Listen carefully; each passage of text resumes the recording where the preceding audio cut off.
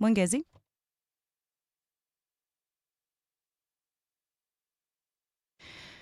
We'll have more details on that story and touch base with Mwengezi Koko, who's live in Limpopo, in our later bulletins.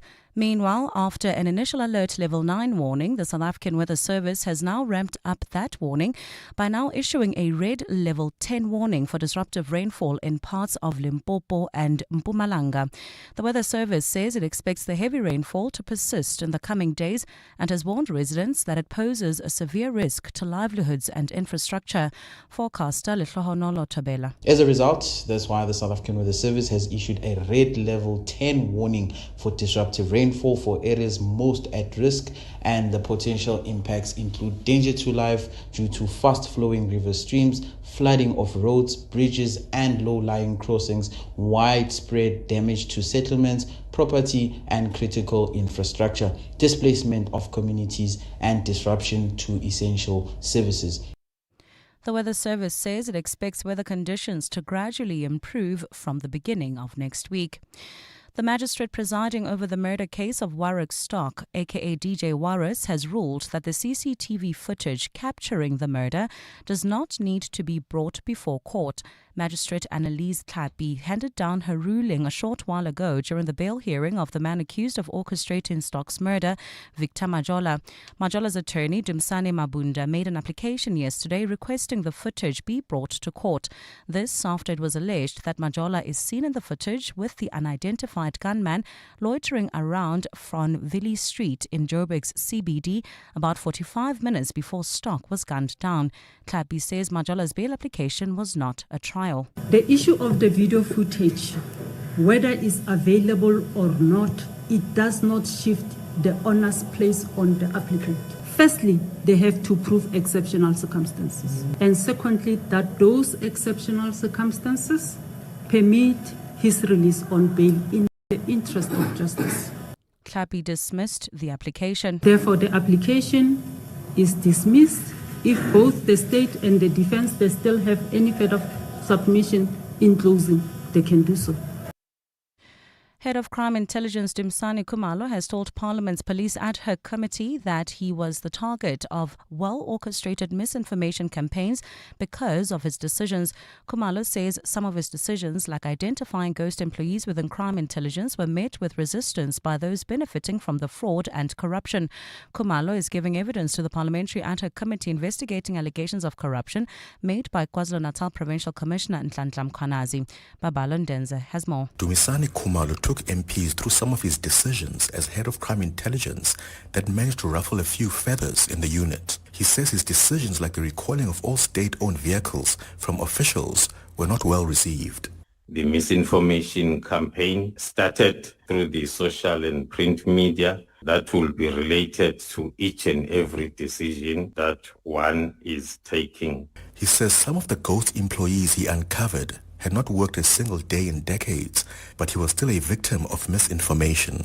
We have lots of examples. There are people that we had unearthed that were holding the ranks up to a full colonel who have never worked for the past 15 to 20 years. On the political killings task team disbandment, Khumalo also says his establishment is the prerogative of the National Commissioner, and the Interministerial Committee never supported its disbanding.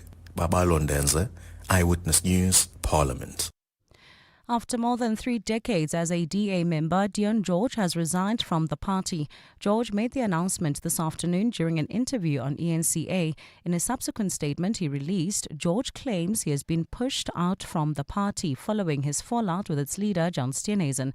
Thabiso Goba takes a look. In November last year, the DA leader, John Steenhuisen, wrote to President Cyril Ramaphosa requesting him to replace Deon George as Minister of Forestry, Fisheries and Environment. George says this was due to his hardline stance against wildlife breeding and the hunting industry. George was eventually replaced as minister by Vili Okam, who previously had business stakes in game farming. However, Stinezen maintained George was removed for poor performance in his portfolio. Following this, George, who was also the DA's Federal Finance Chair, revealed publicly Stinezen's money issues. This included Stinezen's default judgment in failing to settle his 150,000 rand credit card debts and the allegation he was abusing the DA's credit card on Uber Eats, among other things. On Monday, the DA's Federal Council cleared Stinezen on the credit card allegations. Thabiso Koba, Eyewitness News.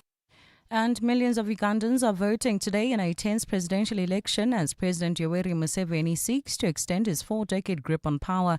The 81-year-old says he faced difficulties voting due to technical problems in today's elections. There have been widespread reports that biometric machines used to verify voters' identity were malfunctioning, and some people have blamed this on government's decision to shut down the internet during the election. 21.6 registered voters are expected to cast their ballots. Gold's trading at $4,613.41 an ounce. The rand's at 16.37 to the dollar, at 21.94 to the pound, at 19.03 to the euro. Brent crude oil's at $64.34 a barrel. Traffic lights still not working in Sandton, at Greyston and the M1. There's also faulty traffic lights in Fourways at Witkoppen and Leslie, as well as Main and Witkoppen. In your sport, a gutted Scott Robertson steps down as All Blacks coach after critical review. Sadio Mane to retire from international football after Sunday's AFCON final. And Katie Ledecky posts second fastest 1,500-meter freestyle time in her first race of the year. A look at your weather. It's a cloudy afternoon in Gauteng today with isolated showers and thunder showers expected. Temperatures have peaked at highs between 27 and 30 degrees.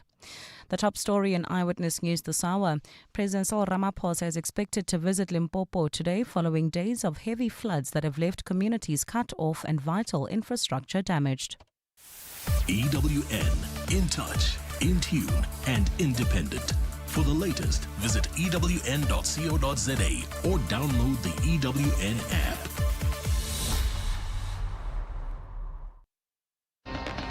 You're with John Perlman on 702. Streaming on the Prime Media Plus app, DSTV channel 856, 92.7 and 106 FM.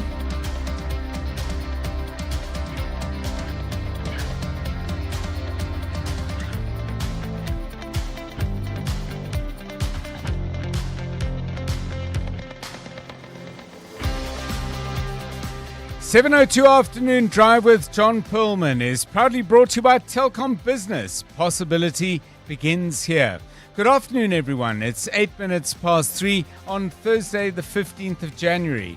This is 702 Drive with me, John Perlman. Wherever you are listening to us in 702 land, welcome to the show. Deon George has resigned from the Democratic Alliance, and the DA says that's a shame because he had questions to answer in his pending disciplinary hearing. Is this fallout an individual issue, a clash of personalities, or does it point to wider difficulties in the party? More on that later.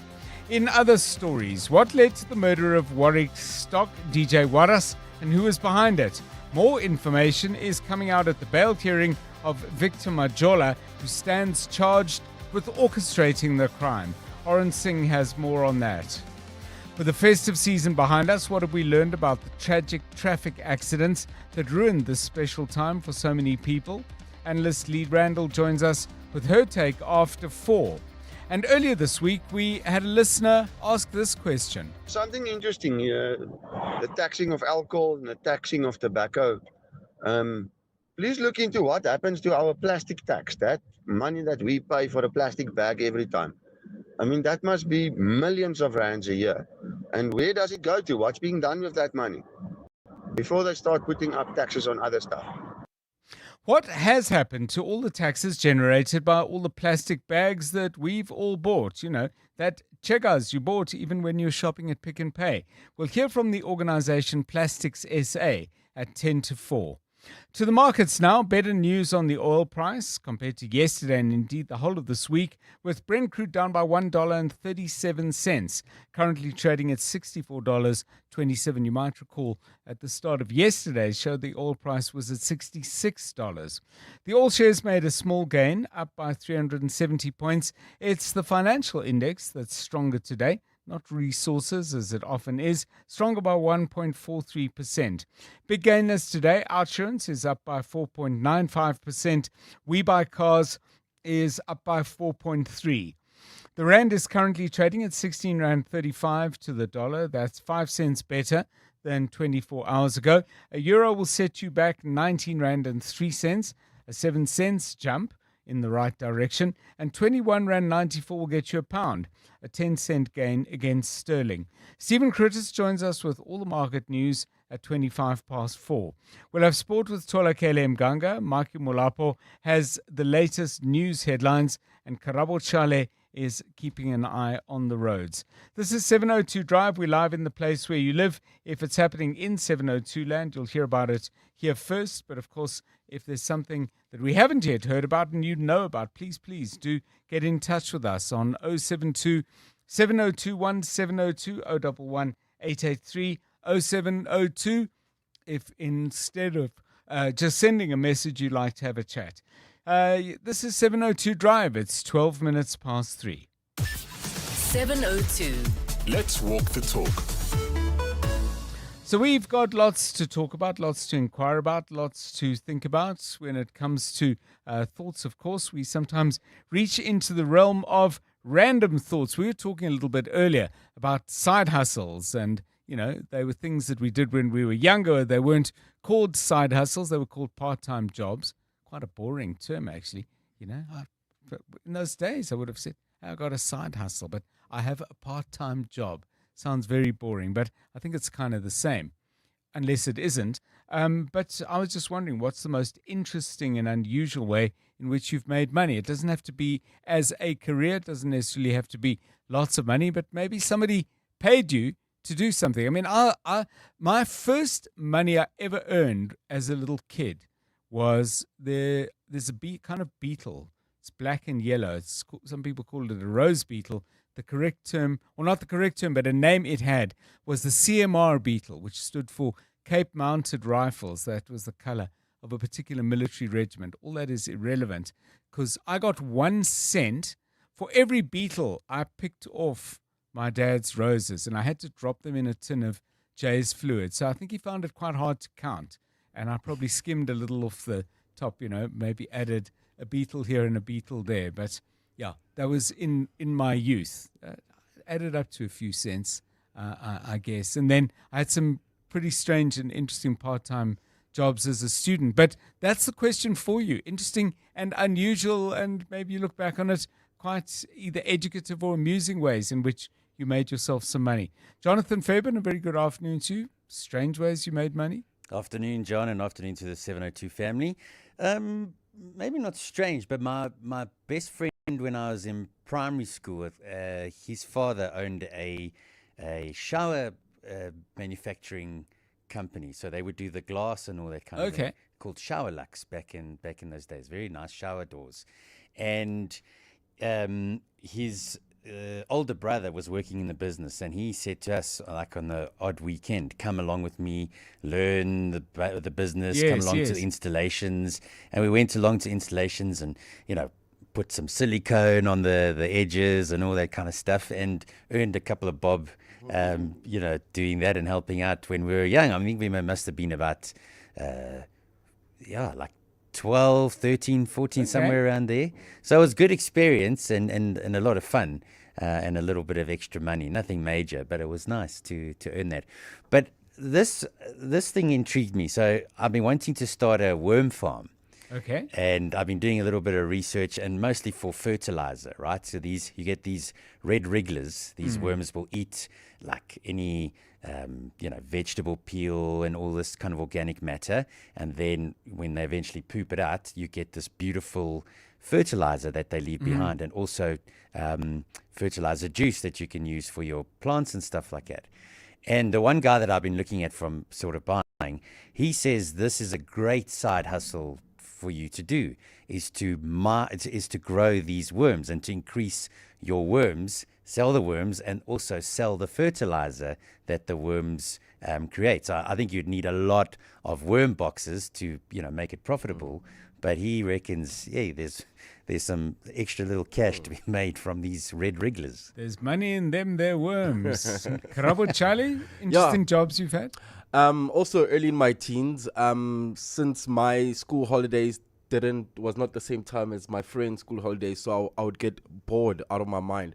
So my neighbor was renovating his house, so he had like 4 pallets of bricks stacked. So they were outside the yard. So he was like, for each pallet, I'll give you 50 rand. And there was like, I think 4 of them. So each day I tried to finish each pallet, like moving it from outside and into the yard.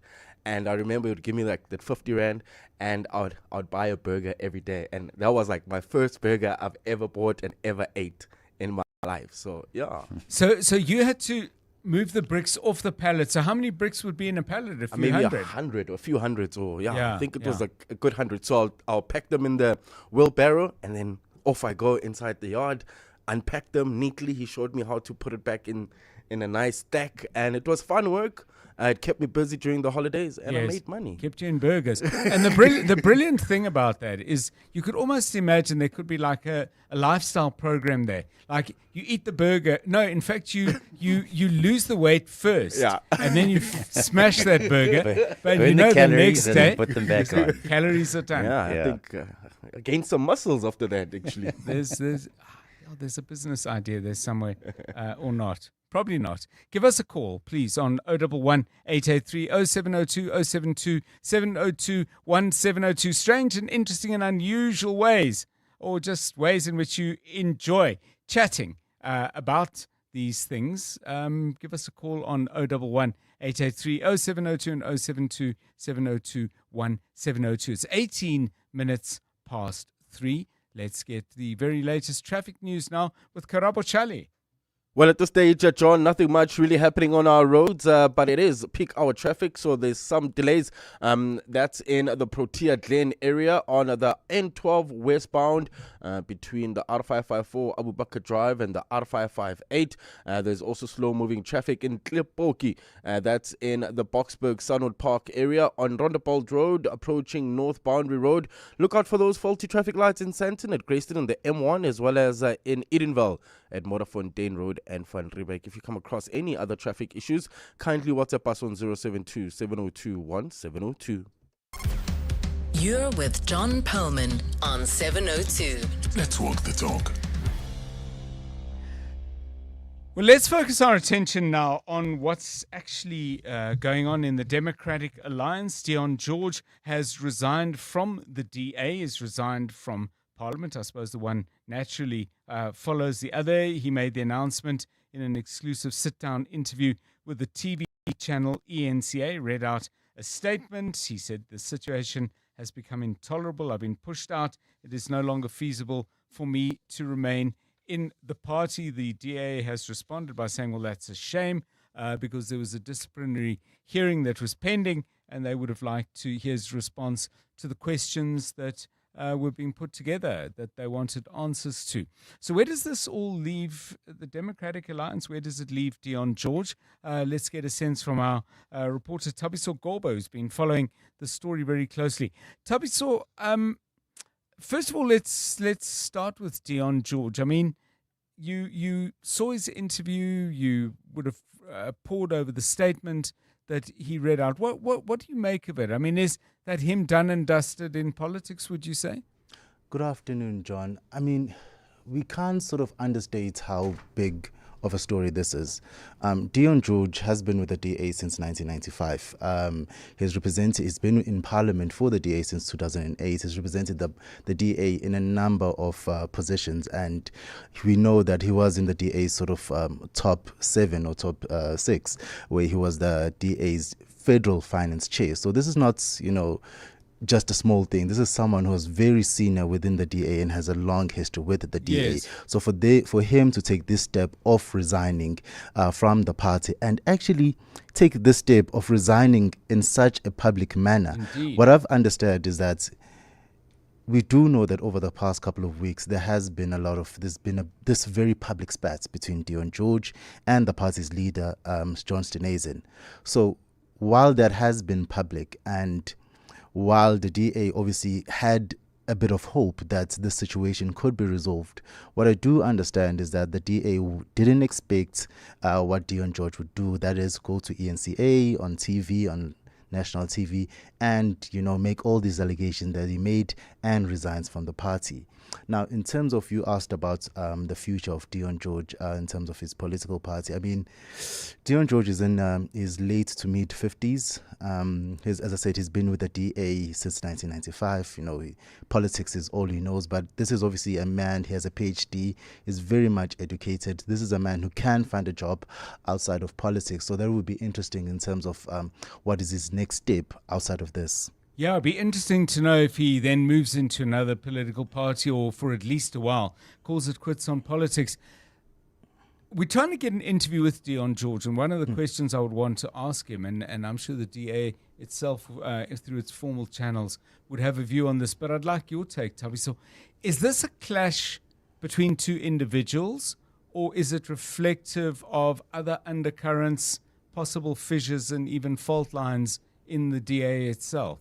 So at the heart of it, or on the public face of it, it does look like a bit of a clash between the DA, Dion George, and the DA leader, John Perlman.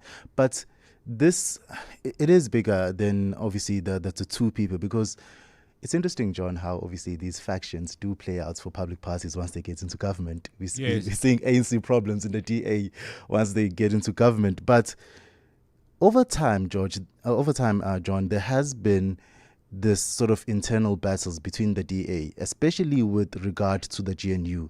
Now, we do know that there were a lot of DA members that were unhappy of how the ANC has sort of sidelined the DA in the GNU. This is obviously in terms of signing the NHI, the Expropriation Act. You remember the budget impasse when the ANC wanted to introduce the 2% VAT increase, and even talked to parties outside the GNU, and even in foreign policy. We know that the DA is extremely opposed to the current, so South Africa's current foreign policy. So there has been this internal strife within the DA to say that how much more abuse can we take from the ANC before we leave the GNU? There's always been that faction, but it's never come out publicly. Now, what has happened is that Dion George has actually come out publicly and said that, John Perlman, the DA leader, is willing to stay in the GNU no matter what the cost, because of one other reason, is beholden to the ANC. But we also there's another thing to this, John, another angle to this, in terms of that the GNU is, when you look at it, John Perlman's legacy as the DA leader. John Perlman is the first DA leader to lead the DA into national government. So you can imagine that in terms of him, or in terms of the party leaving the GNU, it was always going to be a bit difficult. But I think, to just go back to that question that you asked, John, that is it a spat between two people? Yes, it is a spat between two people, but I think what it has revealed is that it has revealed some of those deep power dynamics in the DA. But also, last point, we do know that in April this year, the DA is going to Congress, and there was this idea that, with this spat, that there might be some people that actually challenge John Perlman in Congress in April this year as the party leader. Dion George obviously was one of those people that was being touted, but it does look like, obviously, with the Federal Council sort of clearing Perlman in Monday in terms of those credit card allegations, and with Dion George resigning, it does seem like, Dion George has sort of looked at it and said, even if I do challenge Perlman in April for the leadership position, it's unlikely that I'm going to win, and he's since resigned. Yeah, it's a very, very interesting thing indeed. Thank you, Tabiso Goba. And let's not forget that Dion George has gone to the public protector about John Perlman and saying that there's been direct interference in the Department of Forestry, Fisheries and the Environment, which until recently he headed as minister, and some of the areas of interference, according to Dion George, in that public protector complaint. The phase out of the captive lion breeding industry, the zero export quota for lion bones, and issues around hunting, breeding, and various aspects of the wildlife trade. Keen to know if you're involved with the DA. Maybe you're a member, maybe you're a keen supporter, a voter who's been with them for a period of time, or, even more significantly, maybe you're involved in a branch or in some party structure. What do you make of this? Do you see this as part of something that will continue to rumble even after Deon George has cleared his desk and removed his feet from under the desk? Or do you see this as a clash involving fundamentally personalities rather than principles? Give me a call on that. I'd like to get a sense of the inside view, even if it is just your own. 26 minutes past 3. Drive home with John Perlman on 702. Let's walk the talk. Right, let's focus our attention now on this. We are referring to the court case involving the man accused of orchestrating the murder of Warwick Stock, popularly known as DJ Waras. Victor Majola is seen as a key player in this particular crime, and my colleague at EWN, Oren Singh, has been covering this, keeping a close eye. So, Oren, when we wrapped up yesterday, if I recall, you said that the presiding magistrate was taking steps to get hold of video footage that would place Mr. Majola in proximity to the murder scene, and fairly close proximity at that. There would have been the handing over of the footage and a ruling in that regard. I believe we've got developments there. Ruling has been handed down just a short while ago, John, around 3 o'clock, that the footage does not need to be furnished to the Johannesburg Magistrates Court.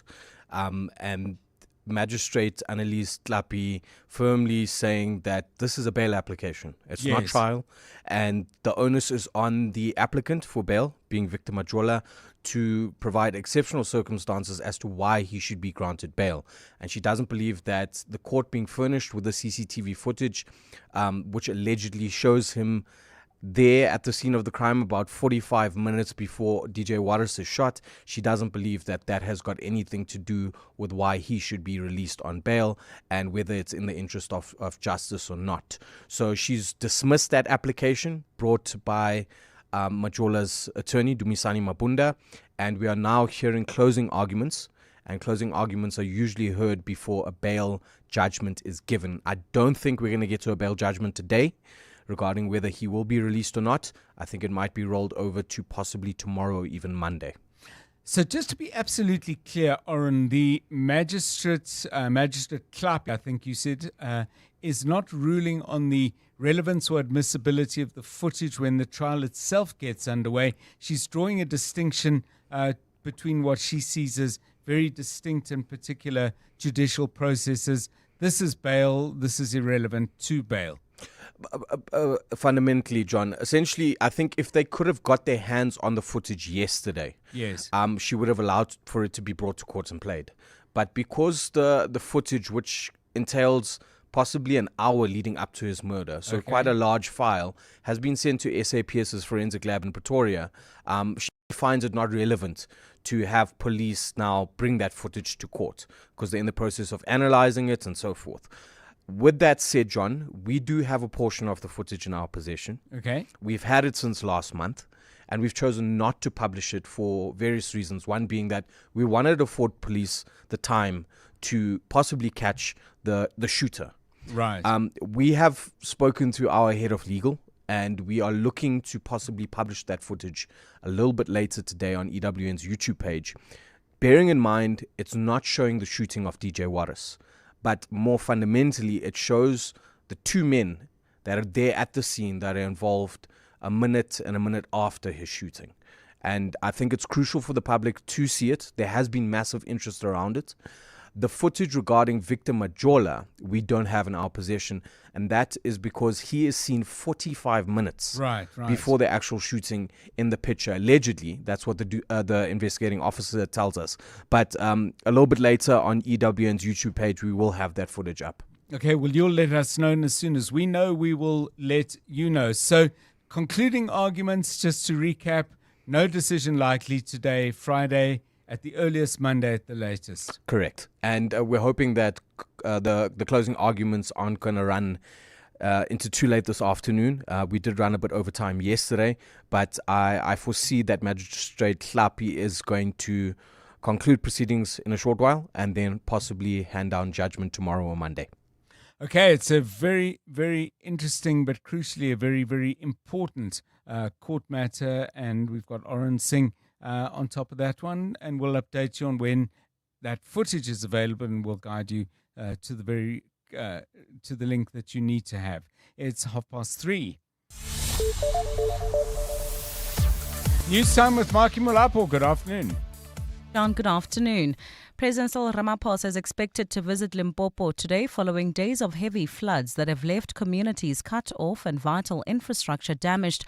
Schools and clinics in two of the province's hardest hit districts have been closed, with the harsh weather conditions expected to persist into next week. Mungezi Koko is in Limpopo and joins us live now. Mungezi, a much anticipated visit. What can we expect? That's right, Maggie. The president is expected to receive briefings from provincial and disaster management officials as damage assessments continue across several areas, including Bembe and Mopane. 4 days of relentless rain have disrupted daily life, with communities struggling to access clinics, transport routes, and basic services. Maggie, today's visit follows calls for national intervention after the provincial government admitted its resources have been stretched by the scale of the flooding. Provincial Cocta MEC Basikopo Makamu. The state of readiness to assist communities is there. We may not have enough resources, but I can say we are prepared to be. Now, Mikey, officials say the president's engagement is expected to focus on relief, recovery, and coordination as the province remains on high alert with more rain possible. Monkey Ziko Ko, Eyewitness News, reporting live in Guyana. Meanwhile, in Mpumalanga, authorities in the province have confirmed that 19 people have died as a result of flooding incidents across the province since November following persistent heavy rainfall. The latest fatality was reported on Tuesday after one person was swept away by the floods while attempting to cross a river near White River in the Msholozi settlement.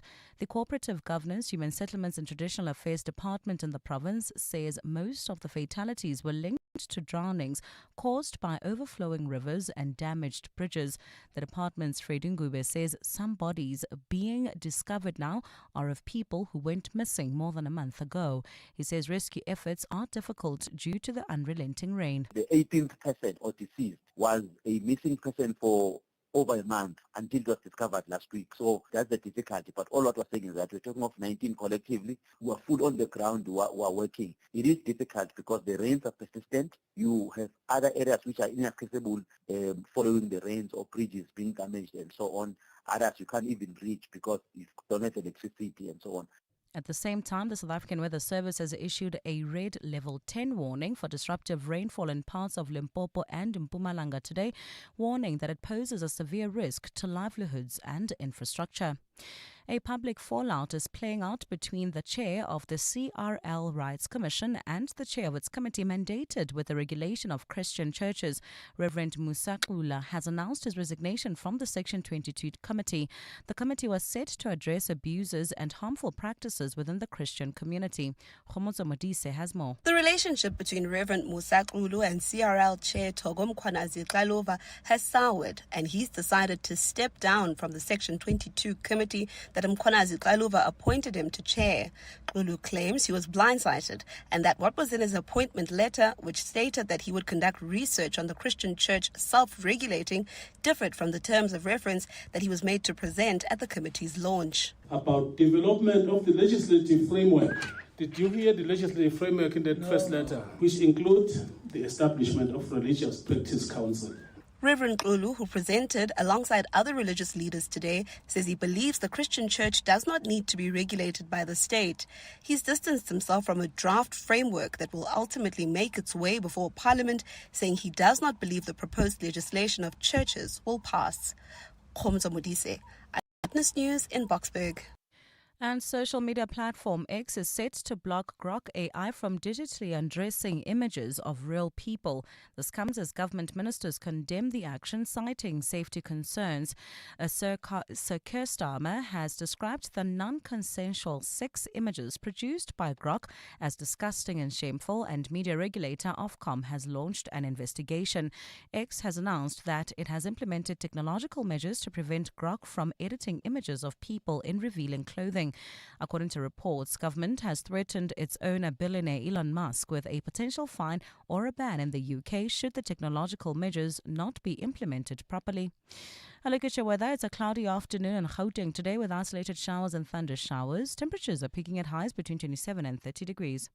Protea Lane, Soweto traffic heavily backed up N12 westbound between the R554 Abu Bakr Drive and the R558. Look out for those faulty traffic lights in Sandton at Grayston and the M1. The top story in Eyewitness News. President Cyril Ramaphosa is expected to visit Limpopo today following days of heavy floods that have left communities cut off and vital infrastructure damaged.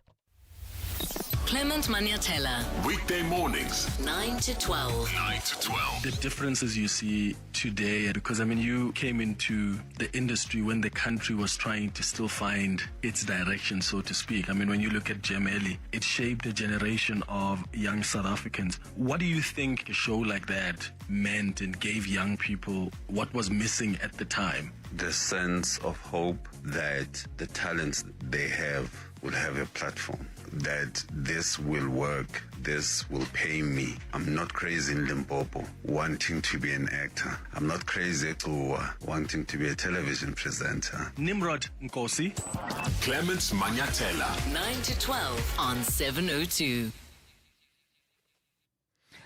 They're back on home soil. The Proteas men get behind the World Test champions as they face the West Indies in a T20 international at DP World Wanderers on 31 January. This match also marks Pink Day and a send-off to the ICC T20 World Cup. Pitch up in pink, bring your unbreakable spirit and support a great cause. Get behind the Proteas men against the Windies for Pink Day. Visit cricket.co.za to book tickets. Team, summer is game time in Mzansi. Every tap, scan, swipe, it all adds up. And FNB is giving us big rewards, partner deals, e-bucks, defense tips, and chances to score experiences money can't buy. But you're only in the game if you pay with FNB. So stay sharp, spend clever, and let's dominate. Get in the game with FNB. Help changes everything. FNB, a division of First Rand Bank Limited, an authorized FSP and credit provider. NCRCP 20. T's and C's, earn rules and limits apply. The festive rush doesn't wait. Orders, deliveries, messages, calls. This summer, you'll need connectivity that doesn't tap out when the pressure is on. With Telkom Business, you get reliable, high-speed connectivity for just $2.99 per month. That's our unlimited LTE, all hours basic plan, 10 megabytes per second. No caps, no excuses. This summer, your business deserves the best. Visit telcom.co.za/business for deals that grow your business. T's and C's apply. Telkom Business. Possible begins here. You're with John Perlman on 702.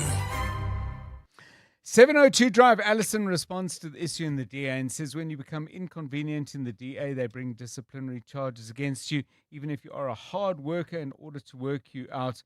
Look at all the people who have left. Dion George is an incredible person. She says ethical, hardworking, and highly intelligent. I hope he isn't finished in public office. So that's that. This one in regard to ways in which you unusual ways in which you earn money. No name on this, but they say stealing. I was working at a shop back in 2024. The guy paid me 1,500 Rand per month. Sometimes he used to pay me late on the 3rd or 6th of every month. I just told myself that I'm going home with 150 Rand every day. I then decided to do a driver's license with the money I stole. I then applied for a job as a driver and I got the job. I wonder how many stories there are out there of people taking their own redress and getting what you believe to be justice. Paula says, as young children, we would breed mice and sell the babies as food to the snake park. We earned a tikkie, a mouse. Do you know what a tikkie is? No idea. A tikkie was 2.5 cents. In the 1960s, there was a 5-cent coin and there was a smaller coin called a tikkie. Interesting. And there was a clown, a very small clown in the circus in those days, who was known as Tikkie the Clown. There we go. Useful information. Yeah. I'm sure you're going to get to use it at some point. Quote me. Okay. I expect to be acknowledged. 20 minutes to 4. Let's get the latest sport. EWN Sport. Well, at the start of a big rugby year, the All Blacks coming here for 4 tests, 3 of them in South Africa, one of them probably to be played in London, and some other games besides. Turmoil in New Zealand rugby, for now at least. Tola Kele. Absolutely, John. And their chairman, David Kirk, says they haven't started talks with potential replacements. That's after Scott Robinson was sacked as head coach after 2 years in charge. Despite a record of 20 wins in his 27 tests, he's agreed to step down 2 years into his 4-year deal in the best interest of the team. He came under pressure following an away defeat by Argentina and a record loss to the Springboks in the Rugby Championship last year, while there have been reports of tension between him and senior players. No one in mind, completely open. We're going to cast the net wide. We're going to get as many people as we can. We think that coaching the All Blacks is is the greatest rugby coaching role in the world. We're very hopeful we'll see plenty of highly qualified candidates. Springbok loose forward Evan Roos has committed his future to the Stormers by signing a contract extension that will keep him in Cape Town until 2028. On the pitch, the franchise are preparing for the Champions Cup clash against Leicester Tigers on Saturday. They've won just one of their 3 games in this competition, but a win for Lionel Zas and his teammates would guarantee them a last 16 berth. Yeah, it's obviously, I think every team nowadays, your game drivers controls the game, and we just feed off them. So yeah, that was not a concern. I'll say was a focus for us, but we also know what quality we have in our forwards and what we have in our backline. So we're gonna try to get an all-around game on Saturday. Sadio Mane will look to retire from the Senegal national team with a winner's medal when they compete in Sunday's AFCON final against host Morocco. The Lions of Teranga sealed their passage into that game following a 1-0 win over Egypt in the first semi-final, while it was a penalty shootout heartbreak for Eric Chell's Nigeria, who lost 4-2 to the Atlas Lions after the game had finished goalless at the end of extra time. Morocco, they deserved this victory, but our state of mind was good. We fight on every ball. I know my group. And for sure, it was not easy for us for this game, but the player give us a good response with the state of mind. They fight on every ball. And 9-time Olympic gold medalist Katie Ledecky clocked the second fastest swim ever in the women's 1,500-meter freestyle. That's at a U.S. Pro Swim Series event. She completed the race more than a minute ahead of 16-year-old Berkeley Hansen in a time of 15 minutes, 23.21 seconds. Ledecky's time is second only to her own record. That's of 15 minutes, 20.48 seconds, which she sets at another Pro Swim Series meet back in May 2018. Tolagile Mganga, Eyewitness News Sport. EWN Traffic. Okay, out onto the roads we go. It's 17 minutes to 4. Karabo Charlie with the latest. Good afternoon. Afternoon, John. Well, at this stage, Protea Glen traffic remains heavily backed up, but this is on the N12 westbound between the R554 Abu Bakr Drive and the R558 in Centurion. Also, slow-moving traffic, N1 southbound approaching the N1 Brakfontein interchange in Sandton. Look out for those faulty traffic lights. At Grayston and the M1, traffic lights also out of order in Sunning Hill at Rivonia and Witkoppen. If you come across any other traffic issues, kindly WhatsApp us on 072-702-1702. There's more EWN on air, online, and on the EWN app. You're now listening to 702 Afternoon Drive with John Perlman. Brought to you by Telkom Business. Possibility begins here. You're with John Perlman on 702. Let's walk the talk. 702 Drive. It is 16 minutes to 4. Good to have you with us. We asked you some stories about interesting ways in which you made money. Morales says, I sold brand new unused clothes. Got another one here involving tin cans. Let me find the tin cans. This is from Vaynant. Where's your message gone? Here we go. This is Vaynant from Florida.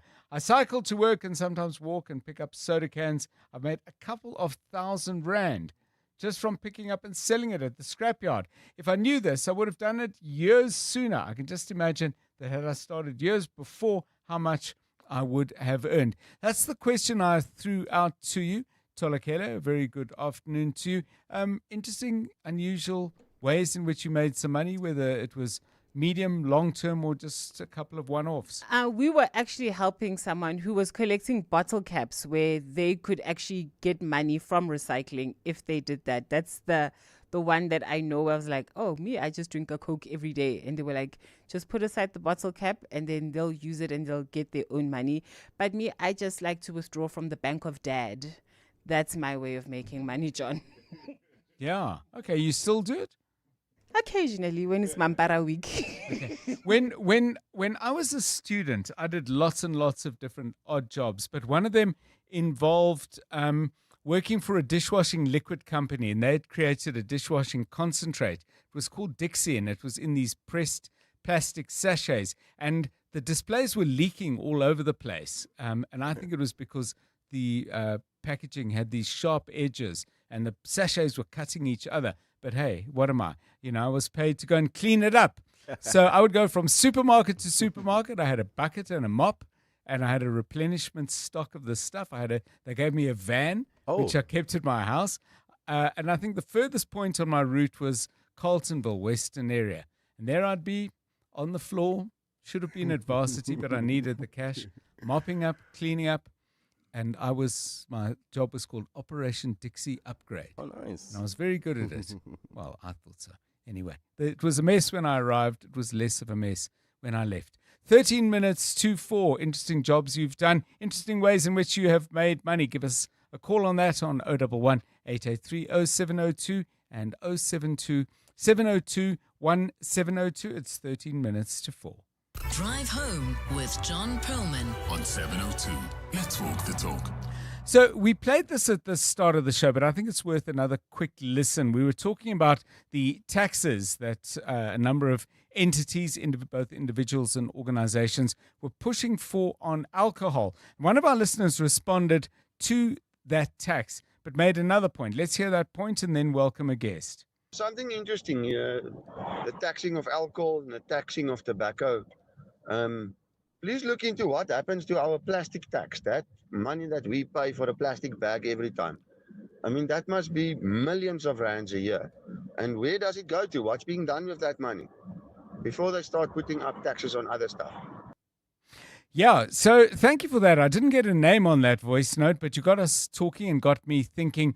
That levy on the plastic bags we get in supermarkets, beyond a certain thinness, there had to be a certain number of microns. I forget the exact number. That was introduced in 2004. If I'm not mistaken, the levy was actually increased again in 2020. That started in April of that year, and they were talking about another levy being extended to things like plastic straws, plastic knives and forks, and so on. But the question still remains, and I think the millions referred to there are more likely to be billions. So what about all of this? What's actually happened to the money? My understanding is it goes into a general tax pot, but was that the point originally? Anton Hanekom is Executive Director of Plastics SA and is joining us on 702 Drive. Mr. Hanekom, welcome, and thanks very much for giving us your time today. This plastic bag levy, was it ever intended to, invest in recycling and in the kind of environmental concerns which we were told actually prompted this levy in the first place? Did that ever materialize? Good afternoon, John, and good afternoon to your listeners. Yeah, it's an interesting question, and sometimes it's difficult to really give you a clear-cut answer around that. Going back to 2004, the original signed agreement was that the levy will come back to the industry, and the industry will use that then to take care of the plastic bag pollution problem that we had. That happened for probably 2 or 4 years or so. There was a specific company created to look after the part of the levy, not everything that was collected. Right. And that was initially used then to start and create buyback centers and things. But that collapsed after a couple of years, and since then, you're quite right. The money is part of the national fiscus, where it's being used for national priorities. Some of that is flowing back to the NRCS, who's the national regulator for compulsory standards, to monitor these manufacturers. But the rest of the money, we're not sure exactly where that's going. That's also not clearly published in the government documents or budgets. So we'll come back to the money in a moment, Mr. Hanekom, but let's go back to what was the stated purpose at the time. I think environmental minister in those days, I'm not sure of his exact title, but the minister responsible for that portfolio was Mohammed Vali Musa. And all the rhetoric at the time was that plastic bags are a blight on the South African landscape. They're a pollutant. They were sometimes referred to as our national flower. They were so evident in places where they actually made the places look worse. Has this had any impact? I mean, is there less plastic bag pollution? Obviously, I'm asking you for an impression. But secondly, are fewer of them sold? If fewer are sold, we immediately after the levy was introduced, we probably dropped to about 10% of what has been produced, so a 90% drop. Since then, we have now slowly moved back to probably about 50% of what was produced at that point. So yes, there has been an impact in terms of lesser plastic bags that's been used. We've seen the new introduction of the plastic bag regulations requiring the bags to be, at the current moment, to contain 75% recyclate. But the big challenge was at that point of time is to reduce the impact of the plastic bags on the environment and to make sure that it doesn't end up there, which obviously from that funding and levy perspective, the money didn't really flow to the industry to deal with that. What would have been an alternative use? Because you say that there was a start made on actually channeling this money towards specific purpose related to the issue that prompted the levy in the first place. And then it wound down. Was that because it was poorly managed? Was that because they were collecting money and didn't really know what to do with it? Give us your sense of why that never really, it would seem, got off the ground. The body that was created was managed by the three parties, industry, government, and labor, and there was a lot of conflict in how that should have been managed and so on. So I think eventually, and like I mentioned, not all the funds was allocated to this body, and they had to apply, and you're probably looking at a 5-10 million range that went that route. So eventually it was decided that it's not worthwhile to continue that way. But coming back to your question is that what would have helped, in South Africa we sit with an infrastructure problem around waste management. Now, I'm not just talking plastics, I'm talking broader. Yes. So we have a broken system. We are not collecting waste so that it can be recycled. And I think the principle, if it's not collected, it cannot be recycled. And I think that's important. So what should have happened with the money? It should have gone to industry and how you want to control it and have the industry be accountable for that. That's a different discussion. But we should have developed then infrastructure to collect all the waste that we currently put in one bin, compacted that and landfill it, and then we try to go and collect it, which is very contaminated, and then try to recycle it. We should have separation at source in place. We should have created that infrastructure to make sure that what we put out there can come back into the circular economy and can be reused. And I think plastic lends itself perfectly for that purpose, to be reused. Yes. But then we need to collect it. Yeah. So I've just got a message from one of our listeners. Traveling right now on the N1 South, I've counted already 10 plastic bags within the space of 100 meters. So a lot of people are responding to this. And I think the same person continues by saying, let me just find this as my screen jumps around. However, they continue. However, I don't see any Woolworths bags lying around on the road, whether they contain large piles of 100 Rand notes or not. The Woolworths bag has an entirely different meaning in South African popular culture. But back to the issue at hand, Anton Hanekom. I mean, I'm looking at stats from the United Kingdom. Now, they began charging for bags later than us in 2015. And they say that the use of single-use supermarket plastic bags has fallen 98%. So that would suggest that would be something they've managed to build up and then sustain. But, of course, the downside, I would imagine, if factories that produce these bags saw that sharp dip, first of all, you spoke about a 90% fall, then a creeping up to nowhere near where it was. What has been the implication for factories and jobs of this? Because presumably you look at benefits and losses and you try and balance them. Absolutely.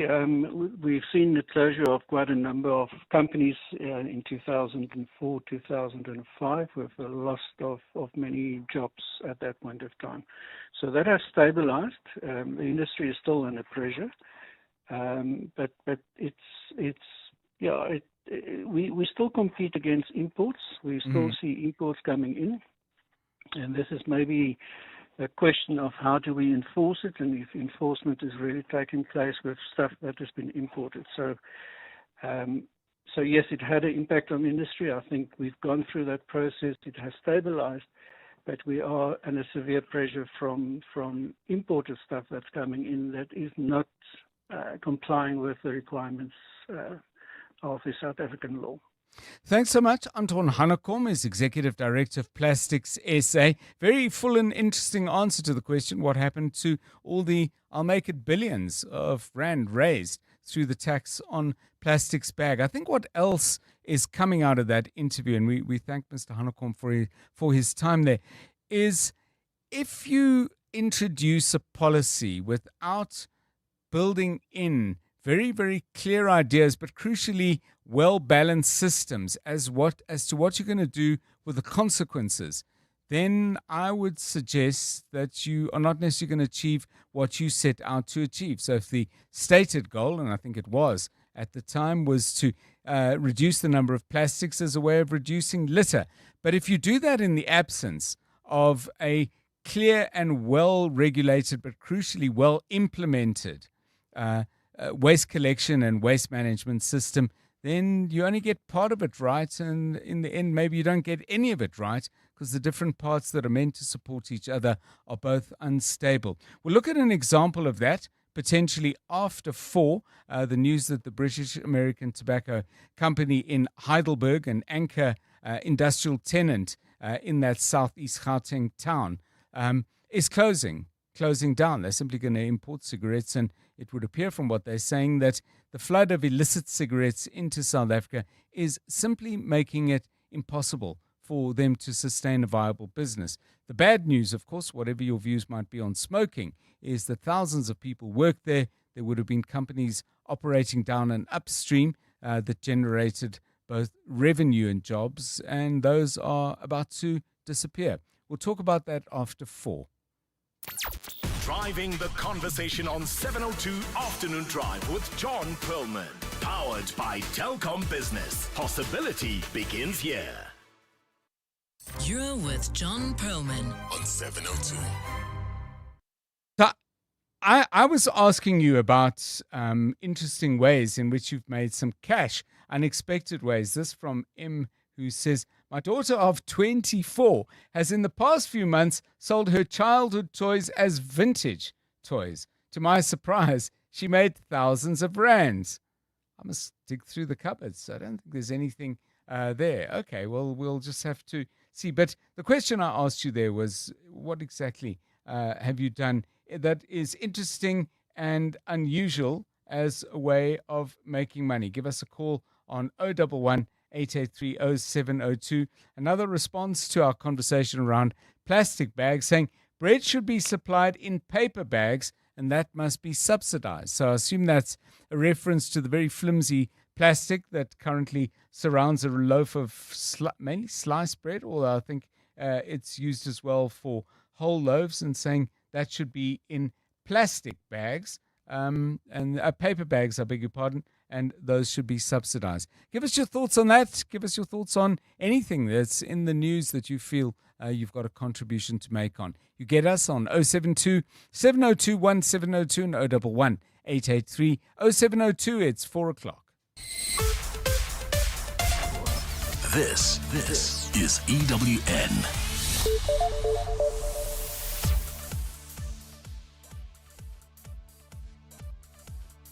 The resources cannot be enough. Our people must also play a caution.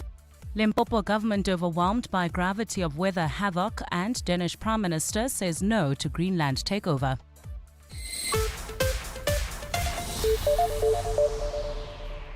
Good afternoon, I'm Maki Malapo. The Limpopo government has conceded that it does not have capacity to fully respond to the scale of flooding as the province enters a fourth day of heavy rain. This as the South African Weather Service has upgraded the warning to red level 10, the highest and most dangerous alert, signaling extreme weather conditions that pose a serious risk to life, infrastructure and basic services. The escalating crisis has drawn national attention, with President Cyril Ramaphosa expected to visit Limpopo this afternoon as communities wait for relief and government support. Mangezi Koko is there. In Giyani and surrounding areas, the impact of the flooding is unmissable. Waterlogged streets, muddy yards and homes struggling to drain as rain continues to fall. Schools remain closed, several roads and bridges have been cut off and essential services disrupted. In Baula village outside Giyani, residents say they are waiting anxiously for the president's arrival, hoping his visit will bring urgent intervention and long-term support. This marks the first time Kokta MEC Basikopo Makamu visited Giyani since the flooding began. Early hours of this morning, we rescued people in the border gate. That shows that we are ready. I repeat, the resources cannot be enough. Our people must also play a caution. Authorities say damage assessments are continuing. Mongezi Koko, Eyewitness News in Limpopo. The case against 5 suspects accused of the kidnapping and murder of 2 women in Porki in the south of Joburg has been postponed at the Vereeniging Magistrates Court to give the group time to seek legal representation. The suspects, Paseka and Tsepo Makobashani, Thabo Difeto, Aute Motsapi and Sive Gwinise, made their first appearance before the dock today. It's emerged that only one of the accused is a South African citizen, while the rest are Lesotho nationals who are in the country illegally. They face charges including 2 counts of murder, kidnapping, robbery with aggravated circumstances, unlawful possession of firearms, and being in the country illegally. The bodies of the victims, Nontokozo Mazibuko and Andiswa Sontangane, were found decomposing in an open field in Porki on January 8th after being reported missing on New Year's Eve. Prosecutor Lenny Rayner. Please, the court, Your Worship, may their rights to legal representation please be explained to them, Your Worship. It's an opposed Schedule 6 bail application. Life imprisonment is applicable in this matter. Transport Minister Barbara Creecy has described the country's high number of road fatalities as a national shame. Creecy presented the festive season road report during a media briefing in Pretoria today. 1,427 people died on the country's roads during the latest December break. While this represents a 5% reduction compared to the previous period, the minister says the number is still too high.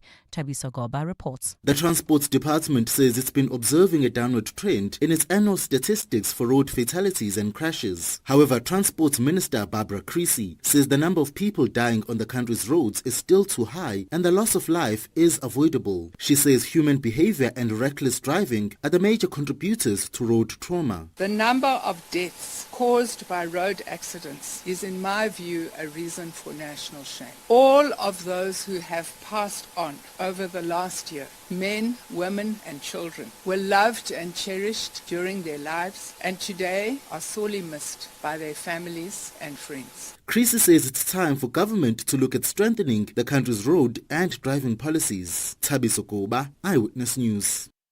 British American Tobacco South Africa will close its manufacturing plant in South Africa by the end of this year. The multinational company has cited the impact of the illicit cigarette trade on the local market for its decision. Approximately 75% of the domestic cigarette market is illicit, costing the fiscus about 40 billion rand between 2020 and 2025. BAT says about 230 employees at its Heidelberg manufacturing plant will be affected. The company's spokesperson Johnny Moloto says BAT is not leaving South Africa, adding that the tobacco giant has reached its limit with 3/4 of the market dominated by illicit trade. We've raised concerns about illicit trade for years, providing data and proposing solutions. While some in government have genuinely tried to help, the overall response hasn't been enough to protect the legitimate businesses and the jobs they create. With illicit industry currently at the size and scale it is, only a coordinated whole-of-government response can make a difference and a real impact to tackling the scourge of illicit. And Danish Prime Minister Mette Frederiksen says the United States' ambition to claim Greenland remains intact despite high-stakes White House talks. She says this is a serious issue and the territory is continuing its efforts to prevent this from becoming a reality. U.S. President Donald Trump's renewed interest in Greenland, a Danish territory, follows a military operation where the Venezuelan President Nicolas Maduro was seized and brought to the U.S. earlier this month. Trump, who has long advocated for control over Greenland, has said the U.S. needs the Arctic island to prevent Russia and China from doing the same. He says he will acquire the self-governing Danish territory one way or the other. Gold's trading at $4,593.68 an ounce. The rand's at 16.40 to the dollar, at 22.04 to the pound, at 19.04 to the euro. Brent crude oil's at $64.59 a barrel. Protea Clan Soweto, you can now expect more than a 20-minute delay on the N12 westbound between the R554 Abu Bakr Drive and the R558. Traffic lights still not working in four ways at Witkoppen and Leslie. In your sport, a gutted Scott Robertson steps down as All Blacks coach after critical review. Sadio Mane to retire from international football after Sunday's AFCON final. And Katie Ledecky posts second fastest 1,500-meter freestyle time in her first race of the year. A look at your weather. A cloudy day with scattered showers and thunder showers expected in Gauteng. Tomorrow, Joburg will drop to overnight lows of 16 degrees and peak at highs of 26. Pretoria is at 17 and 28. Vereeniging's also at lows of 17 degrees, reaching highs of 26. The top story in Eyewitness News this hour. The Limpopo government has conceded that it does not have capacity to fully respond to the scale of flooding as the province enters a fourth day of heavy rains. EWN, in touch, in tune, and independent. For the latest, visit ewn.co.za or download the EWN app. 702. Drive home with John Perlman. John Perlman, 3 to 6 p.m. On 92.7 and 106 FM. Let's walk the talk. 702 Drive, it's 8 minutes past 4. Hope you've been having a good day today. Most of you, I think, are now well into the working part of a brand new year. If this has been your first week, hope it's going well. My second week, definitely feel like I'm back in the swing of things, although I do get occasional holiday absence pangs. Anyway, that's why we work, in order to have another holiday. Well, we work for all sorts of other reasons as well. In our case, because it's great being in your company and it's a lot of fun bringing you what we think are important stories and interesting takes on what is making the news. One of those is a story that Marky's just mentioned. The very, very sad news, I think it's fair to say, that British American Tobacco is closing its only manufacturing plant in South Africa. It's a move that will shed thousands of jobs. Linked to that is, by all accounts, what BAT has said about the extent to which their business has been hammered by the illicit tobacco trade, which they say accounts now for 75% of all cigarettes sold in South Africa. So we have a situation where one government action or inaction is leading to a consequence. And we've spoken about that already in regard to the tax imposed on us for plastic bags. We'll pick up on that story at about 10 minutes past 4. Someone campaigning around issues of tax justice is someone you know well, Yusuf Abramji, joining us in 3 or 4 minutes' time. We asked you a little bit about ways in which you made money, unusual ways in which you managed to pick up some extra cash, whether it's something you did recently or something you did years back. Give us a call on that on 011 883 0702 and 072 702 1702. This from Titus, who says, some time ago our municipality sent tree fellers to our area. They did their job, and I took time to collect as many of the cut trunks as possible. I loaded them, piled them up in my premises. They're all well dried out now, and I'm making money selling the wood. Fabulous story. The trees needed cutting. The municipality did its job. Titus stepped in, cleared what could have been a real mess lying around. Nobody was there to say, whoa, whoa, whoa, those are our trunks. Took them, piled them, dried them, and is now turning them into cash. Go Titus. This one is not about money, but it is about the litter and the litter prevention element of the plastic bag tax. Of course, many questions asked as to whether that actually worked. But this listener says, I would love to see some river cleanup campaigns put together by the city of Johannesburg. Our rivers are riddled with litter, which nobody seems to take seriously. It's a very good idea, by the way, and it's an idea in which you could, I would have thought, get people to do something, earn some money, and deliver a public good. We have programs for that, the extended public works program. Sometimes I feel those schemes kind of get bogged down in which the main purpose of the scheme is to run the scheme. And I get that. You've got to have decent admin, and that is a job in itself. But does it always derive the maximum benefit? Maybe we'll have a chat about that some other time. Let's hear some of your voice notes. 702. WhatsApp John on 072 702 1702. How's it, John? Can't help but chuckle every time I go to the store. You see someone ask for a paper bag or bring their own reusable bag, and then you look at their groceries: meat in vacuum sealed plastic, a plastic milk bottle, vegetables wrapped in plastic, sweets in plastic wrappers. All this while chatting to the cashier while drinking a soda out of a plastic bottle using a paper straw. John, I used to wash my brother's sneakers, and he had about 5 pairs. I'll wash them, and then each pair I'll get 10 rand. That was in 1985. So 5 pairs, 50 rand. That was a lot of money. Taru from Diplus. Hi, John and the gang. I hope I don't get judged for this. But during my teen years, we used to work at a quick spa in Gordons Bay as casual workers. And we used to have a side hustle as tellers. So we would ring up like a bottle of milk and say it's 1 rand in the till, but then charge the customer the full price. And then we would keep some of the money aside. But that money served a purpose because it helped us with our taxi fare to get to and from, because I stayed in the Strand and I had to take the taxi to go to Gordons Bay. So yeah, I didn't turn into a criminal. I don't steal from people, but that was just a way for us to survive. Yeah, it's interesting. I mean, we've had a couple of things where people have said, hey, listen, the first example was somebody said I was badly paid, and because I was badly paid and I was paid late, and the person I worked for appeared unapologetic about these things. I'm paraphrasing here. I decided I'd take money out of the till every day. There's a counter argument that says crime is crime is crime, and you can't do those kind of things and then complain about the things, the instances where criminality affects you. Maybe that's a whole other talker and a whole other conversation. Is there kind of little crime and big crime? Give us a thought on that now if you want, but we'll frame it up into a conversation and have it with you perhaps at another time. Leokuna, I beg your pardon, an interesting and unusual way of making money, disinfecting cars during COVID-19. Keen to know what that was. Would that be cleaning the interior? I would assume so.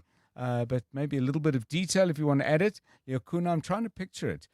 Call me on that on 011 883 0702. 14 minutes past 4. EWN Traffic. EWN Traffic is brought to you by South African Airways. It's nearly time to head back to university, so why hit the road when you can fly? Book at flysaa.com. Do it now. Problems in Protea, Glenn Karabochale knows the cause, and hopefully he's got some alternatives. Well, at this stage, yes, John, if you are heading into Soweto, Lenasia area, Protea Glen, you can expect about a 20-minute delay. This is on the N12 westbound between the R554 Abu Bakr Drive and the R558. So if you're heading into Lenasia, rather get off at the R554 Abu Bakr Drive and use Nirvana Drive, and then get back onto the N12 through via the R558. Hopefully that will save you some time.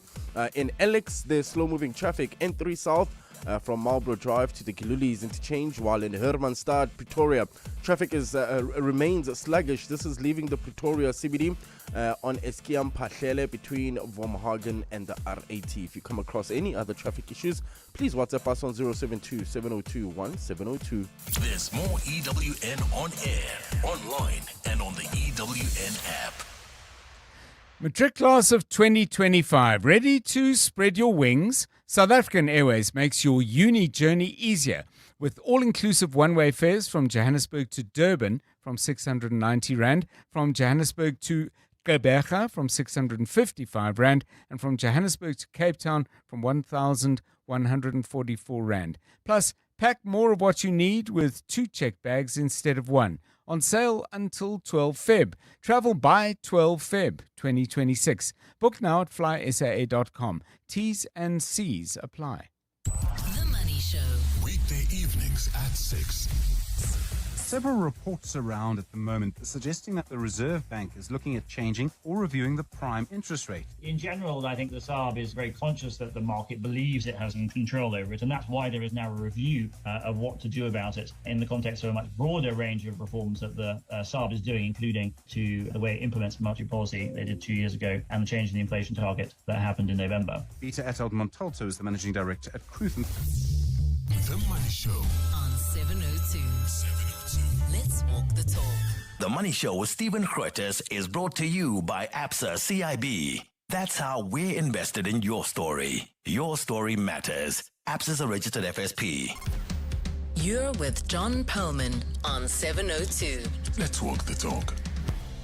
17 past 4, an important story on the Business Day site. Kabelo Khumalo, Companies and Markets editor, is the writer of that. And the headline really does sum it all up. BAT, British American Tobacco, to shut down only SA plant in major pullback as illegal cigarettes flood the market. The one thing that is not in the headline and of crucial importance, it's in the first paragraph, this is described as a move. This is, by the way, BAT's only manufacturing plant in South Africa in a, quote, move that will shed thousands of jobs, with the group overwhelmed by the proliferation of illegal cigarettes. This is bad news for people in the Lesedi municipality, specifically in the town of Heidelberg. And of course, the taxes generated and the downstream and upstream work that is generated by smaller companies involved with British American Tobacco, well, that's going to hit hard as well.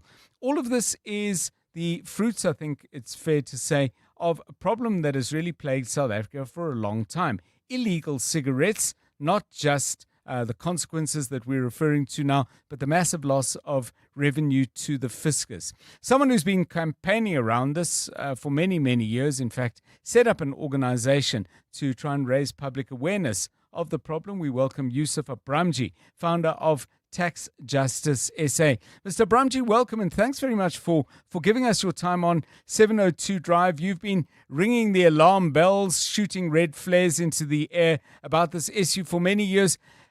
Have there been any signs at all that government's getting to some kind of grip on the problem? Obviously too late for BAT, but is there any sign of progress we can at least highlight?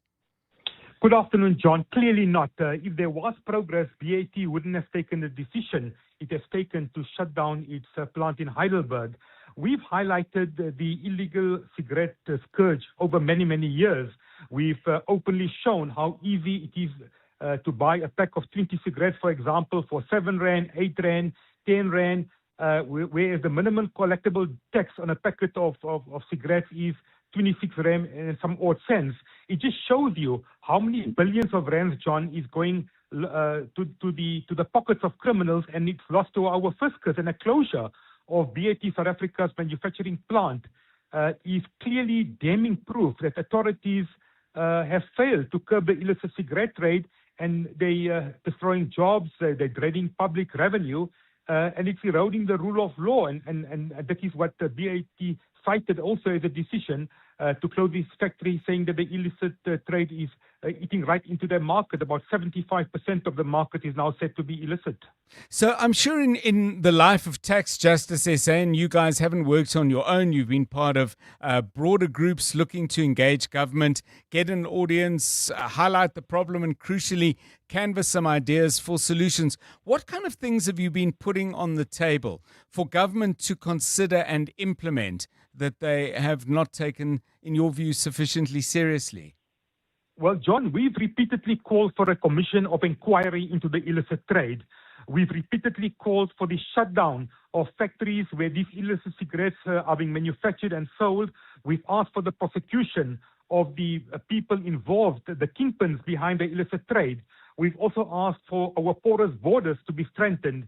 You might recall how many times we've highlighted how cigarettes are pouring into South Africa from especially Zimbabwe, the RG brand.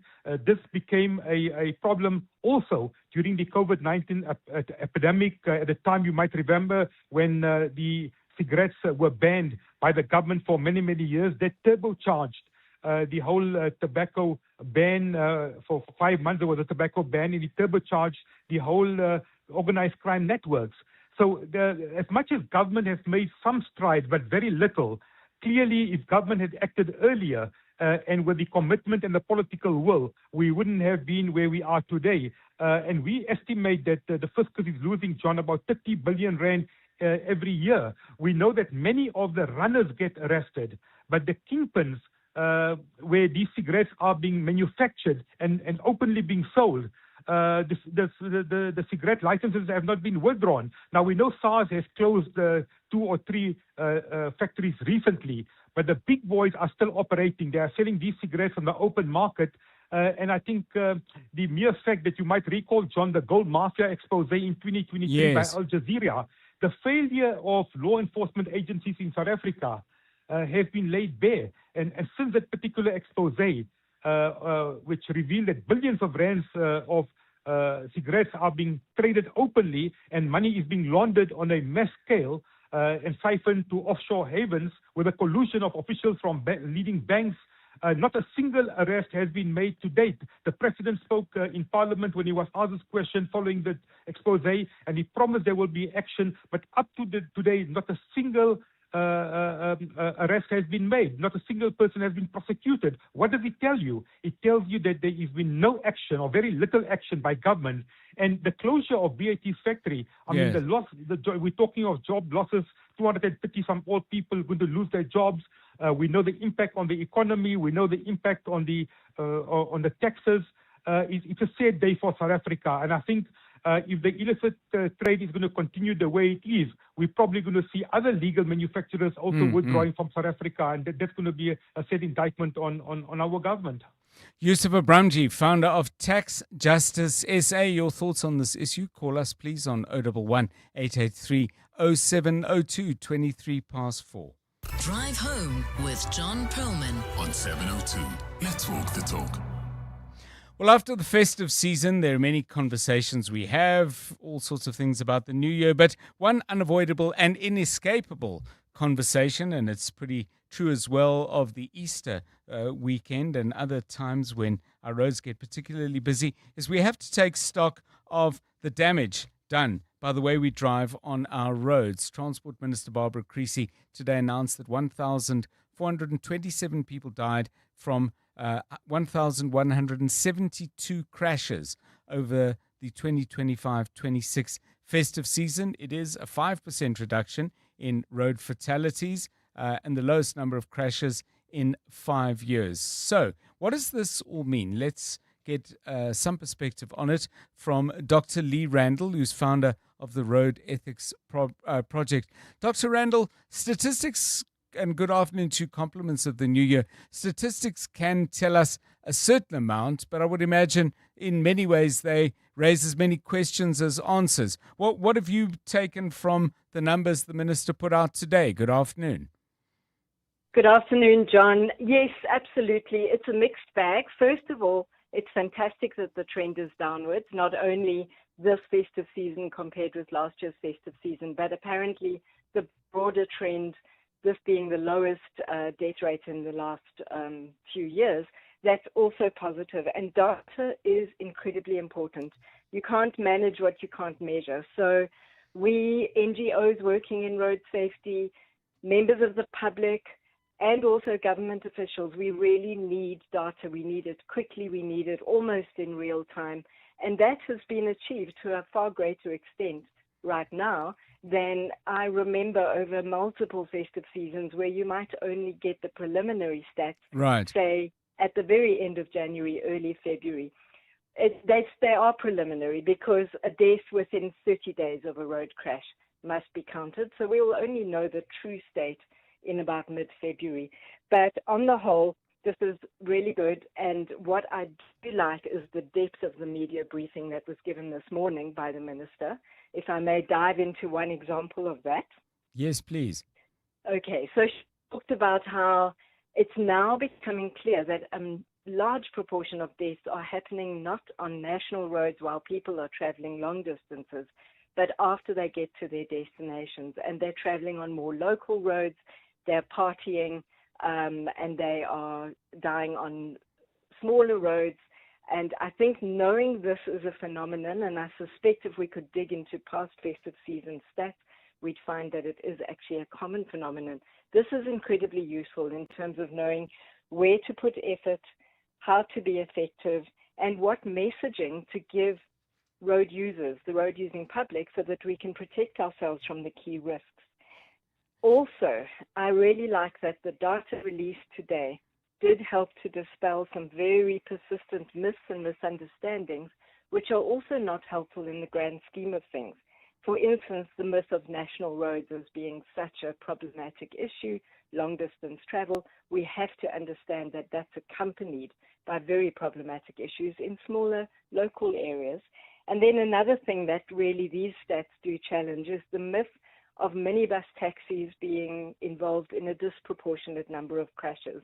They actually only accounted for 7% over this festive season. And I'm always very glad when we get that sort of granular data, more granular data, yes, so that we understand more about the risks. But the public's concern around minibus taxi crashes and truck crashes is nonetheless valid because of the severity and also the potential multiple people affected in both cases. Thank you so much, Dr. Lee Randall. An overview of the data released by Transport Minister Barbara Creecy. She is founder of the Road Ethics Project. 27 minutes past 4. EWN Traffic. EWN Traffic is brought to you by South African Airways. It's nearly time to head back to university, so why hit the road when you can fly? Book at flysaa.com now. Problems in Sharon Lee. Karabo Charlie with the details. Yeah, traffic heavily backed up in that area on Malibongwe Drive between Belez and the N1. Bryanston traveling towards Fourways. Expect some delays. N1 south from Rivonia Road to Winnie Mandela Drive, while in Protea Glen, bumper-to-bumper traffic on the N12 westbound from the R554 Abu Bakr Drive all the way to the R558 in Alex. Heading towards Germiston, slow-moving traffic on the N3 southbound from Marlborough Drive to the Gilulis interchange, and in Hermanstad, leaving the Pretoria CBD. Traffic remains sluggish on Eskiam Patlele between Vormhagen and the R80. If you come across any other traffic issues, please WhatsApp us on 072-702-1702. There's more EWN on air, online, and on the EWN app. Getting ready for university, let South African Airways take the pressure out of your travel. Enjoy all-inclusive one-way fares from Johannesburg to Durban for 690 Rand, from Johannesburg to Gqeberha from 655 Rand, and from Joburg to Cape Town for 1,144 Rand. Plus, Pack more of what you need with 2 checked bags instead of 1. On sale until 12 Feb. Travel by 12 Feb 2026. Book now at flysaa.com. T's and C's apply. You're with John Perlman on 702. EWN Business. Stephen Critters, a very good afternoon to you. Nice dip in the oil price, but what else is happening? Good afternoon. Indeed, John, good afternoon. Sort of $2.50 off where it was at its highest this week. Gold not doing too badly either, although just slipping below $4,600. And then quite a lot of action in some of our consumer shares. But overall, the JSE All Share Index down 0.09%, 120,744 points. Financials up 1.18%. Industrials down 0.5%, and resources down 0.85%. So Outsurance is up 4.5%, Tungela up 3.5%, and then some of the other consumer shares doing okay. We Buy Cars up 3%, and Bidcore up 2.6% on the day. John, British American Tobacco are actually up 2.44%, despite confirming they're closing their last factory in South Africa. Around 230 jobs will go in Heidelberg. That's where the last factory is. They say they'll still import cigarettes for their customers here. Does say that 3/4 of the cigarette market here is illicit, and that's why they're closing down their facility. They say they just can't compete. We'll speak to them more about it on the Money Show. John, as you know, SARS has been trying to deal with the illicit market for some time. They've brought in more resources to try and do this. There's the long history to this, of course, in South Africa, including the lockdown and events during the state capture era before that. SAPI down 5%. Sasol also down nearly 5%, I think partly because, as you say, John, a lower oil price. Prosus and Naspers down around 2.5%, and then Richmond down 2 2/3%. Now, they were down more earlier, but they've rebounded a little bit. So their shares dropped despite beating revenue expectations. So sales in their third quarter were up by 11%. That's at actual rates, but without currency movements. And this is a multinational company, so you have to look at it quite carefully. But without currency movements, growth was only 4%, and I think analysts had expected a little higher. So this morning, as the results came out, it sort of jumped, then it dropped quite dramatically, beginning to have what is probably the right kind of sober response to that now. In the US, markets just about to open, but index futures are ticking higher. TSMC, the chip maker, they had a strong quarter, and that's led to a sort of rally in futures trading among chip shares. So those markets just about to open. Then the gold price, $4,598.45 an ounce. Platinum, $2,367.30. Brent crude, $63.79. The rand to the dollar, $16.38. To the euro, $19.02. To the British pound, $21.93. Stephen Critters, EWN Business. Thanks, Stephen. 28 minutes to 5, the latest eyewitness news now with Maki Mulapo. Problems, terrible floods in Limpopo amongst the stories she's covering. What's happening, though, Maki, in other parts of the country as well?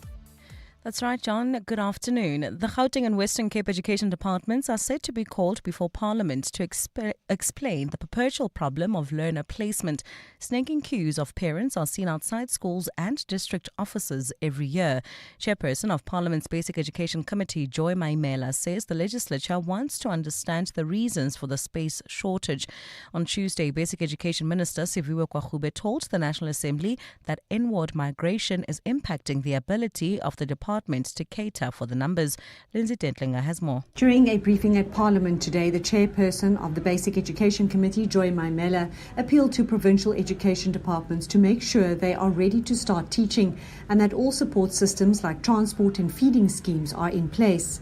She says the committee is unhappy to learn that the reports of learners at some no-fee paying schools are allegedly being withheld because their parents have not assisted in fundraising activities. Participation in fundraising is voluntarily, and learners must never be punished for their parents' socio-economic circumstances. She says persistent placement problems, particularly for grades 1 and 8, must be ironed out ahead of the academic year. There ought to be better planning. We should know in December, and by January we should be able to have a plan in place on how we're going to accommodate those learners. Maimela says the committee is also concerned by the delays in the delivery of learning materials to schools in KwaZulu-Natal. Lindsay Dentlinger, Eyewitness News, Parliament. 3 men accused of orchestrating the 2022 murders of tenderpreneurs in northern KwaZulu-Natal returned to the eSekhawini Magistrates Court for trial today. The group was nabbed in 2023 for the offences committed in August 2022 and face a string of charges.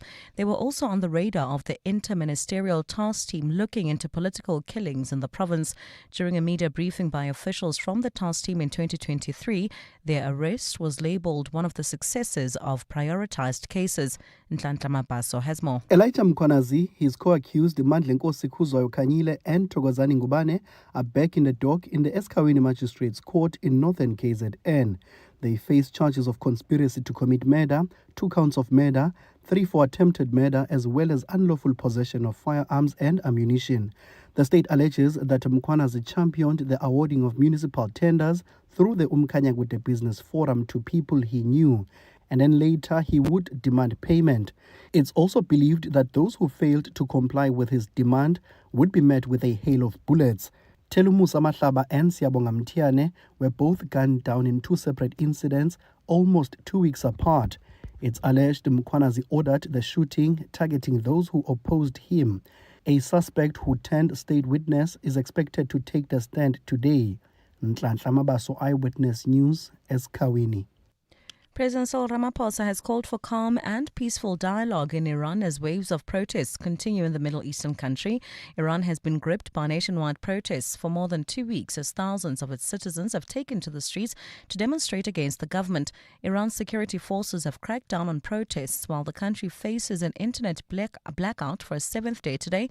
The DA released a statement yesterday urging the South African government to report the Iranian government to the United Nations for human rights abuses and suppression of civilian protests. Presidency spokesperson Vincent Magwenya says Ramaphosa is concerned about the developments in Iran. As South Africa, we firmly believe that the right to peaceful protest, freedom of expression, and freedom of association are universal human rights that must be upheld without exception. We therefore call on the Iranian authorities to ensure that citizens exercise their right to protest in peace. Sustainable peace and stability can only be achieved through solutions that center the agency of the Iranian people. And France is set to send more troops to join in a European military exercise in Greenland after the United States threatened to seize the Danish territory. U.S. President Donald Trump's renewed interest in the region follows a military operation where the Venezuelan President Nicolas Maduro was seized and brought to the U.S. earlier this month. Trump, who has long advocated for control over Greenland, has said the U.S. needs the Arctic island to prevent Russia and China from doing the same.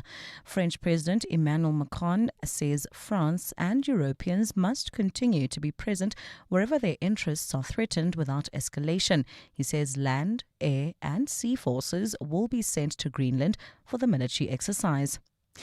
A look at your weather. A cloudy Friday with scattered showers and thunder showers expected in Gauteng tomorrow. Joburg will drop to overnight lows of 16 degrees and peak at highs of 26. Pretoria and Vereeniging are both at lows of 17, reaching highs between 26 and 28 degrees.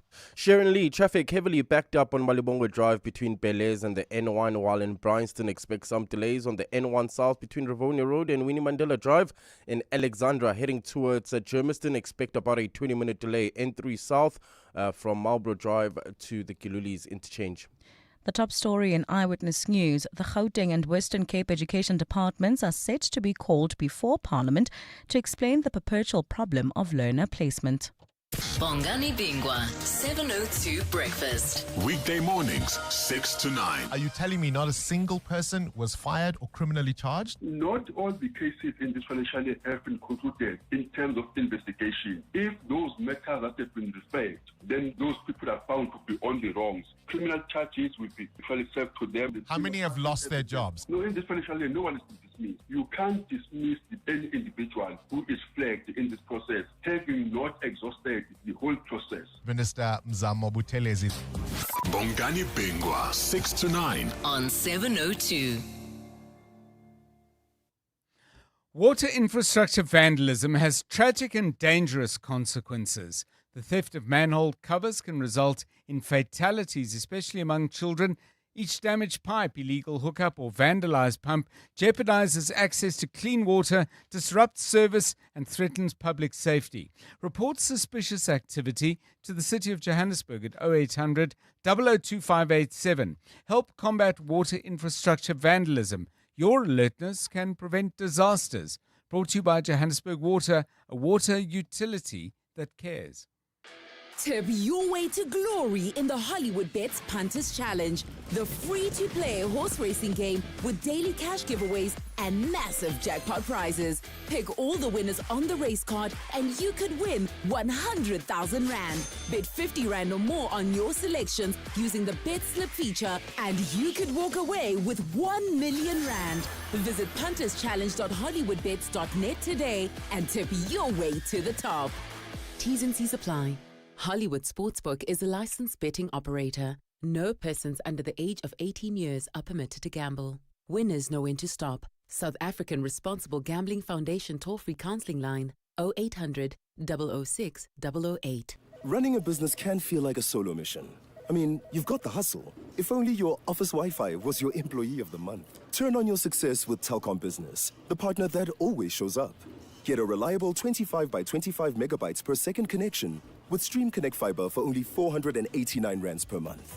This summer, your business deserves the best. Visit telkom.co.za/business for deals that connect your business. T's and C's apply. Telkom Business. Possible begins here.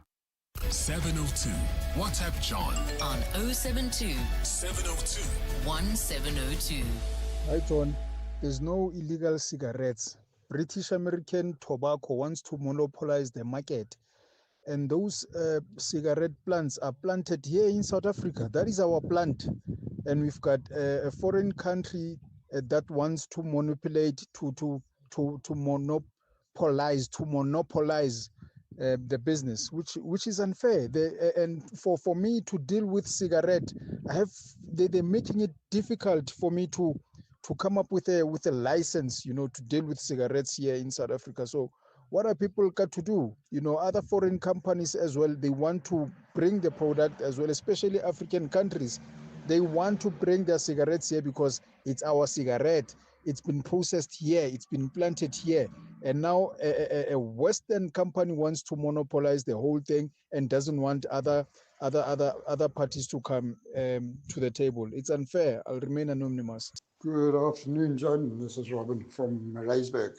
Regarding illegal cigarettes, this is all thanks to a certain minister during COVID period that banned the sale of cigarettes for an unreasonable amount of time and concerns. That is when the illegal cigarettes really took off, is during COVID, and due to her incompetent banning of cigarettes for an unreasonable amount of time. Nobody's going back to it.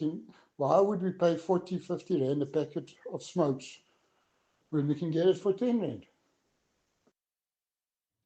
Well, I'd like to respond to both of those voice notes saying there are no illegal cigarettes in South Africa. Cigarettes that are sold in a way that avoids the tax obligations of the people who make and sell the product that is illegal. It's against the law. The second point made there is that these are cigarettes made in South Africa. British American Tobacco cigarettes were also made in South Africa. You can ask all the people in the Heidelberg area who will lose their jobs at the end of the year whether the cigarettes were made here or not. Second thing is we have an issue of double standards here. We do complain about the crime of other people when it affects us adversely, but if you are buying something that you know is illegal, and you do so knowingly, then you are complicit in that. It's the same as the conversation around bribery. We can moan all we like about corruption in government, but if we pay bribes to traffic officers, we are involved, implicated. There may be mitigating circumstances, and the point you might make about the quantum of that involvement in something illegal is relevant, but I don't think it settles the argument. So, yeah, those are my thoughts on that. Give us a call on 011-883-0702. By the way, if there are issues when certain companies who want to legally make cigarettes in South Africa and be involved in the trade while meeting all your tax obligations, if they're being unfairly blocked and there's evidence of that, I'm very happy to look at it. But to say that their activities are suddenly legal because they are justified by way of fighting back against a disadvantage, I'm not persuaded. We asked a little bit earlier, how did you make money? Interesting and unusual ways. Clayton says, you don't want to know. Well, Clayton, we did want to know, but yeah, you're right. Maybe we don't want to know. This is an unusual one. Tobadi says, I used to bet with doing push-ups at the gym. That's a hard way to earn extra cash. I assume what happened is there'd be somebody, maybe looks a little more buff than you, and you say, I can do 60 or 80 while balancing a bag of cement on my neck. You go first. And you win some cash, go to a party. That's a tough way to earn your money, but maybe some fun as well. 4:45. EWN Sport. Right, let's get the latest from Tolakele Mganga. Quite a lot going in the world of rugby, football news as well. Good afternoon. Afternoon, John. And Cameroon Football Federation President Samuel Eto'o has been handed a 4-match ban. That's for misconduct during his team's 2-0 defeat against Morocco at AFCON last Friday. Eto'o was reportedly seen making an angry gesture over refereeing decisions in the president of CAF, President Patrice Motsepe, while he's also been fined $20,000. In coaching movements, Sabri Lamache has been appointed as Tunisia's new coach. That's after Sami Trabalsi left his role following their last 16 exit. For Burkina Faso, they've sacked Brahma Toyore and all of his staff following their exit at the hands of rivals Ivory Coast. As for Eric Chale, he says the Nigerian Football Federation will decide his future. That's after the Super Eagles were beaten in the semi-finals of AFCON by the Atlas Lions last night. Their elimination also comes after they failed to qualify for the 2026 FIFA World Cup. Where's my future? Now I don't know. My future. I know something. I'm the coach of Nigeria, and maybe in a few days my president will tell me it's finished for you, or maybe you have to continue. So I don't know. Now I try to analyze this game, this AFCON. Chicago Fire coach Greg Bahata is confident that Mbegezeli Mbogazi will be a sensation in the MLS following his move from Orlando Pirates. Mbogazi was involved in his first training session with his new teammates on Monday, and Fire are due to kick off their season against Houston Dynamo on February the 22nd.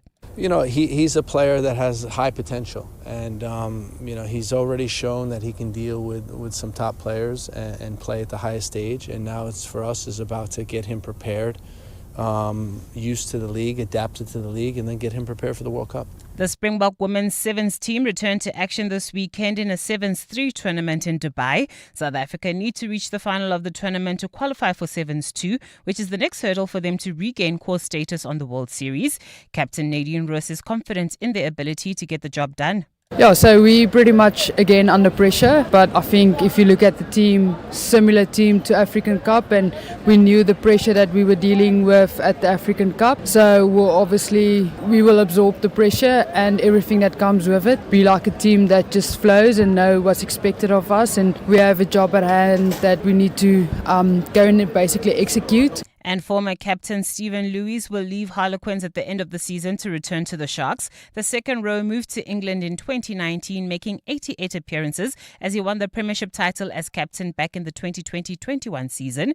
Nemo Rolofsa has also joined the Durban franchise on a 3-year contract. EWN Traffic. Right, at 12 minutes now to 5 o'clock, this EWN Traffic is brought to you by Cars.coza. Let's find what moves you. If you're in the Alex area, you may be stuck. Yeah, that's if you're leaving Midrand heading towards Germiston. Expect about a 20-minute delay. That's on the N3 southbound from Marlborough Drive to the Kilulis interchange. In Ekurhuleni, Edenville, slow-moving traffic. R24 westbound, that's driving towards Bedford View between Edenville Road and the Kilulis interchange, while in Sharon Lee, traffic remains heavily backed up on Malubongo Drive from Belair to the N1. Bryanston also expects some delays. N1 southbound between Rivonia Road and Winnie Mandela Drive, while in Protea Lane, bumper-to-bumper traffic on the N12 westbound from the R554 Abu Bakr Drive all the way to the R558. And finally, in the city of Tshwane, leaving the Pretoria CBD, traffic sluggish in Hermanstad on Eskiam Pahlele between Wormhagen and the R80. If you come across any other traffic issues, kindly WhatsApp us on 072-702-1702. There's more EWN on air, online, and on the EWN app. Do you want to buy a Honda? Cars.co.za. Toyota or Mahindra? Cars.co.za. Do you want to sell a Cherry? Cars.co.za. Suzuki or Mercedes? Cars.co.za. Polo, Kia, Mitsubishi, Havel, Hyundai, Lamborghini. Buy and sell, it's very easy. All you got to do is type Cars.co.za. Cars.co.za. Cars.co.za. Let's find what moves you. Cars.co.za. Cars.co.za. Stay with 702 Afternoon Drive with John Perlman. Brought to you by Telkom Business. Possibility begins here. You're with John Perlman On 702. 702 Drive, it's 10 minutes to 5. Interesting little post that Kabazela shared with us from something called Global Stats X, and they list the world's best honeymoon destinations. Number 1, Mauritius, Bali, Maldives, Hoi An in Vietnam, Phuket in Thailand. Number 6, Santorini in Greece. Zanzibar comes in at 7. Florence in Italy is 8. Costa Rica, La Fortuna de San Carlos, never been there. And St. Lucia, the island of St. Lucia, where I think the Olympic 200-meter champion, 100-meter champion came from St. Lucia. Anyway, that's not why you would go there on honeymoon. I wouldn't have thought. So, if you've been on a honeymoon, where did you go and how did it turn out? And if you are sometime in your life hoping to go on a honeymoon, where would you absolutely want to go? This is a list. There's something about the list that I don't want to say, oh, this is from TripAdvisor, by the way. So that is the source of it. Global Stats X is actually posting it. Are these kind of the best places to go, or are they kind of the most renowned places to go? So honeymooners, give us a call. Tell us where you went. Tell us how it was. If you haven't been yet, are not planning to get married, but sometime in your life you think, be nice to go on a honeymoon. Where would you want to go? Tola Kelly, do you ever contemplate honeymoon destinations? I know you're checking Zanzibar out later this year, but it's number 7. So maybe you want to bump up your aspirations. John, you never have to ask me twice if I want to go on a holiday. Even Yes. better when it's a lover's holiday. For some reason, I want to go to Eritrea. I just feel like it's such a beautiful country. It doesn't have quite a lot of people, so I feel like it would be a nice, simple place where we won't run into people that we know. Yes, so it feels like a beautiful honeymoon destination for me. So Eritrea, I don't think I even know anyone who's been there. You haven't been, obviously. There's a Premier League footballer. I want to say Alexander Isak was born there. It might be him, yes. All right. Well, we'll check it out. I mean, he's not busy at the moment with a terrible injury he suffered. Maybe he's able to give us some insight. But people who've been to Eritrea, or if you're from Eritrea, tell us, if we went there, what is it that we would most enjoy about it? Karabo Chali, honeymoon time, where are you going? Well, I never really thought about it until now, but then I would love to go to a coastal town in Japan. I've heard that's gorgeous. Yeah, so I find the people there very cultured. The whole environment looks clean and wholesome. And even exploring the technology there, apparently it's out of this world. So, why not go and spend some quiet time at a beach in, I don't know, Tokyo, if near Tokyo somewhere. I don't know. I spent my honeymoon walking. Every day we walked through these villages in Spain. We walked about 25 Ks each day. That's actually quite interesting. Yeah, Nice, it was nice. quite tiring too. I think if I ever were to go on another one, or do a second go around, I think I'd be interested. Apparently the coast of Croatia is absolutely gorgeous. And so maybe e-bikes up and down the Croatian coast. That's occurred to me. Honeymoons, tips or aspirations, call us please on 011 8830 702 072 702 1702. We can but dream, or we can but remember. Both of them have their power. Give us a call on that. Drive home with John Perlman On 702. Let's walk the talk.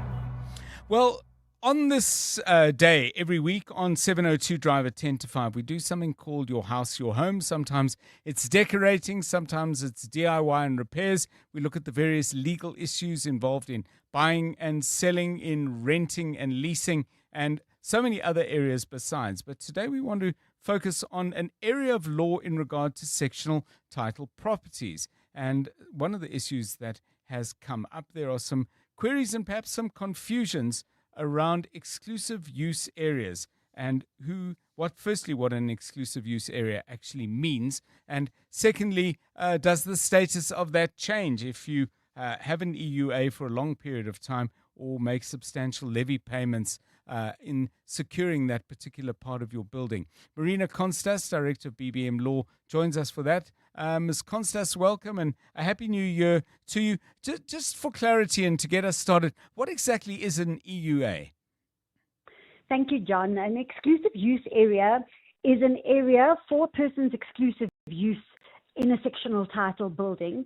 It's actually still defined as common property, but there are ways that you can actually allocate exclusive use areas either by registering them in the deeds office. So we're looking at things like balconies, we're looking at gardens, even storerooms, parking bays, things like that, where you actually need to you need to have an exclusive use. So a registered exclusive use area in the deeds office is really valuable because that is a proper property right. You can even bond that exclusive use area. So that's fantastic. But then you get exclusive use areas which are also created through your rules.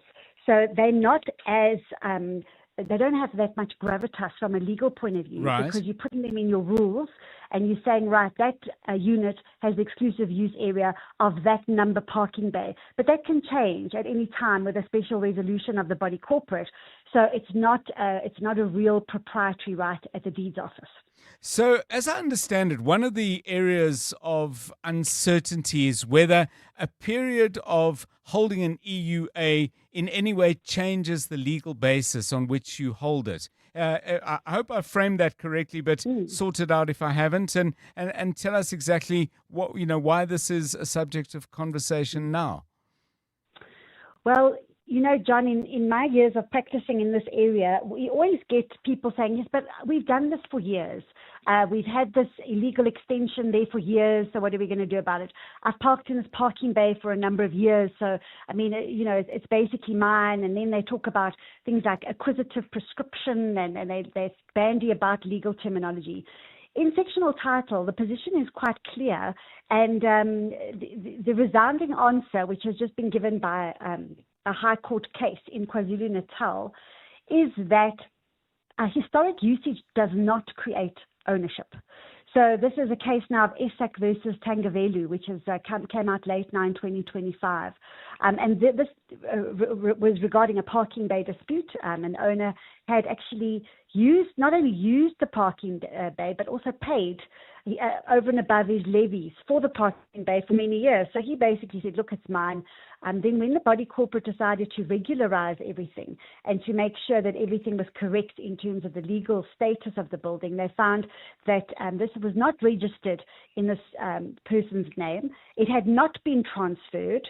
And that may have been a fault on behalf of the conveyancer if it wasn't registered properly in this person's name.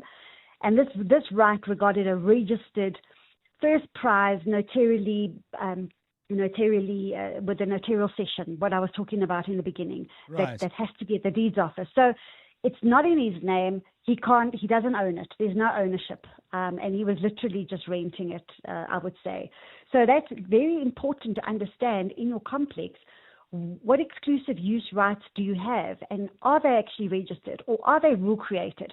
Or are they common property? I've often said balconies can be common property. It sounds ridiculous, but certainly that means your neighbor can go and have a bra on your balcony. But they are registered in some schemes as common property. So first port of call is always to check those sectional title plans to see what's going on. Thanks so much, Marina Constas, Specialist Sectional Title Lawyer at BBM Law. If you've got an issue you'd like us to cover on your house, your home, and by the way, it doesn't always have to be issues of law and some of the kind of intractable problems that people get into over property. You may want to hear more ideas about decorating, painting, DIY, trends in furniture. We're open to your ideas. You send them to us, please, at 0727021702. The Midday Report. Weekdays, 12 to 1. It was alleged that George was removed from his cabinet position under questionable circumstances. Steenhuisen was this week cleared of misappropriating party funds, an allegation made by George. And this week it was announced that a preliminary investigation led by Dennis Breitenbach cleared Steenhuisen. Both men still facing a disciplinary inquiry into whether they breached the party's federal constitution by bringing the party into disrepute. Now George has just quit the DA live on air. The Midday Report With Mandy Wiener. 12 to 1 on 702. Let's hear from Dr. Armand, owner of Monument Dental, why it pays to switch to Outsurance Business Insurance. It was one call and I was covered immediately. We are very happy with the premium we're paying. I wish I did it sooner. For dentistries, general medical practices, and all other businesses, get a quote today and see why it pays to switch to Outsurance Business Insurance. Visit outsurance.co.za or call 08600 60,000 today. Licensed insurer and FSP. TCs and information online. At Richfield, we don't just offer degrees, we open doors to a learning experience of a lifetime. Your education should be about growth you can feel, skills you can use, and support from your first class to your final graduation. Study online or at one of our 8 premium campuses. We support you with job-ready skills and a world-class curriculum. Apply at richfield.ac.za. Richfield, your future enriched. You're now listening to 702 Afternoon Drive with John Perlman. Brought to you by Telkom Business. Possibility begins here. This is EWN. President Ramaphosa arrives in Limpopo as flood damage assessments continue, and the DA bemoans Dion George's exit with pending cases.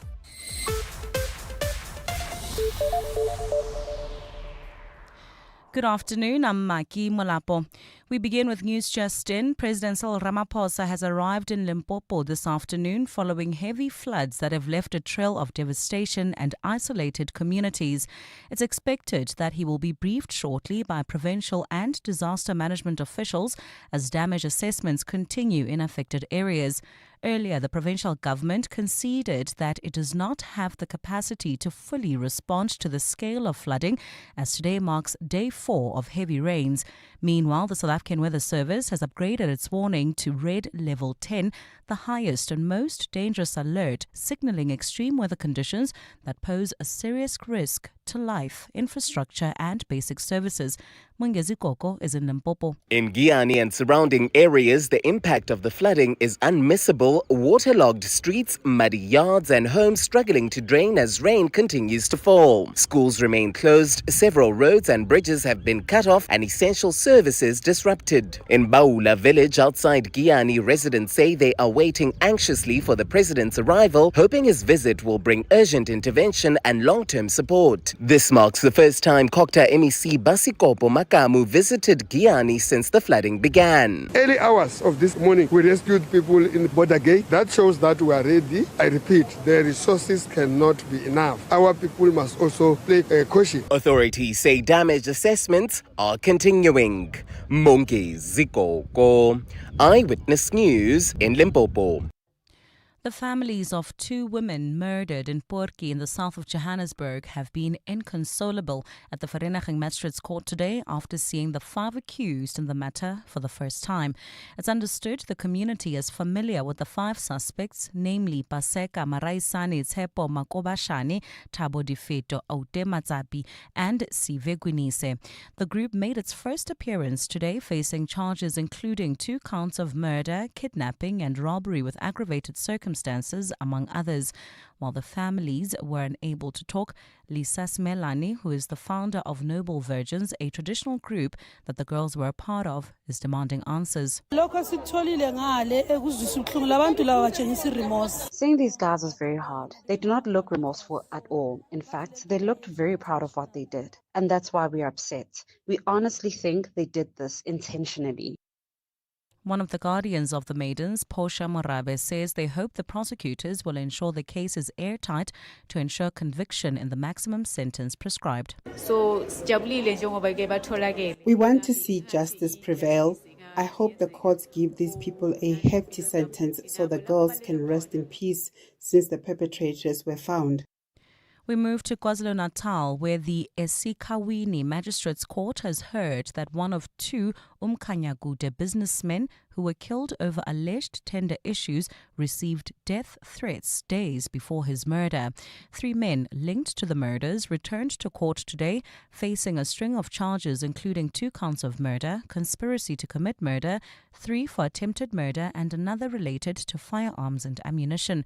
The case is proceeding with trial, with the state set to lead evidence from witnesses. Nhlanhla Mabaso has more. The murders of business people in the Umkhanyakude district came under spotlight back in 2022 when the political killings task team was assigned to probe the cases.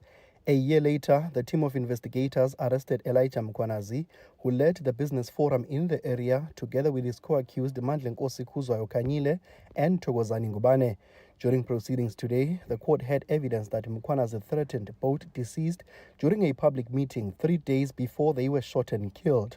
The state witness, who cannot be named, told the court that he was also present during the meeting and when the main accused made the utterances, saying that those who oppose him will be buried. Telumusa Mahlaba was shot and killed at his home while watching TV. Meanwhile, Siyabonga Mtiane was called into a meeting at a garage where he was shot and killed. The matter has been adjourned to tomorrow for a state witness to take the stand. Nhlanhla Mabaso, Eyewitness News, Esikawini. The DA says it's unfortunate its former Finance Federal Chairperson, Dion George, has resigned from the party before undergoing a disciplinary hearing into his behavior. George announced his resignation during an interview on ENCA this afternoon. He's alleged a plot to oust him from the organization he's been a member of for 30 years, saying his position had become untenable. Tabiso Goba has more. The DA's Federal Council says Dion George had outstanding allegations he needed to answer before it. This includes the allegation he unjustifiably raised the salaries of his staffers when he was Minister of Forestry, Fisheries and Environment. He was also accused of using government information to settle political scores and bringing the party into disrepute through the media. Over the past couple of months, George has been in a bitter public spat with the party's leader, John Perlman. The pair has publicly traded insults through the media, resulting in the DA's Federal Council chairperson, Helen Ziller, having to intervene by placing a gag order on both of them. Tabiso Goba, Eyewitness News. And British American Tobacco South Africa says it is not walking away from the country entirely, but changing how it operates. Today, the company announced plans to close its manufacturing plant in the country by the end of this year, citing an inoperable environment that has seen at least 75% of the cigarette market dominated by illicit trade. The invasion has cost the fiscus about 40 billion rand in the past 5 years. The plant, with 230 employees, is currently only operating at 35% capacity. BAT spokesperson Johnny Moloto. We're not walking away from South Africa. We're just changing how we operate because continued local manufacturing has become unviable.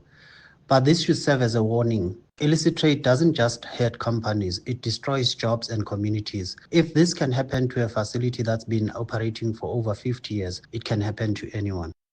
Gold's trading at $4,610.68 an ounce. The rand's at 16.37 to the dollar, at 21.90 to the pound, at exactly 19 to the euro. Brent crude oil's at $63.59 a barrel. Heading towards Germiston, leaving the Midrand area, you can expect about a 20-minute delay. That's in Alex. This is on the N3 southbound between Marlborough Drive and the Kilulis interchange in Klipoki. Germiston, slow-moving traffic on Osborne Road between Tekema and Van Dijk.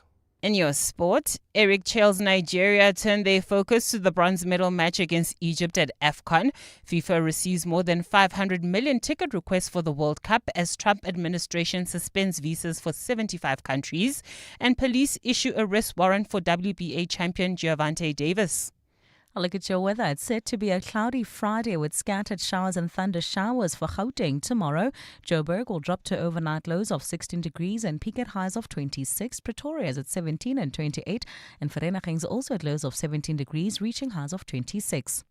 The top story in Eyewitness News this hour. President Cyril Ramaphosa has arrived in Limpopo this afternoon following days of heavy floods that have left a trail of devastation and isolated communities. EWN, in touch, in tune, and independent. For the latest, visit ewn.co.za or download the EWN app. 702. Drive home with John Perlman. John Perlman, 3 to 6 p.m. On 92.7 and 106 FM. Let's walk the talk. 702 Drive, it's 9 minutes past 5. Good to have you with us on the show. Coming up, we're going to be hearing quite a bit out of what's coming from the SAPS ad hoc committee down in Parliament. The ad hoc committee that was set up to look into the allegations made last July by Lieutenant General Nhlanhla Mkhwanazi. One of the senior figures in crime intelligence, Dumisani Khumalo, has been testifying, and what he's had to say is very, very interesting indeed. Babalo Ndenze keeping an eye on that, and he'll be with us at about 20 minutes past 5. And then this is the time of year when a lot of people are engaging with tax. I've had to do a whole lot of work around my taxes, but very interesting open letter that was published on Netwerk 24 by an independent tax practitioner, Shanae van der Walt, has raised questions about the way in which SARS, she describes them, or dealing with them, as inhumanely stressful. We'll hear her arguments and engage with some of the questions she's raising about the way the tax authority works. We'll do that in just a moment. 10 minutes past 5. Many of you have sent us your WhatsApp voice notes. Some of you are planning to go on honeymoon, and a few of you have got thoughts on the issues of the day. Let's take a listen. 702. WhatsApp John. On 072 702 1702. My gorgeous wife and I went on honeymoon to Koh Tao in Thailand, and then on to Siem Reap in Cambodia. Both very, very magical places. This is Chris from Radio Corp.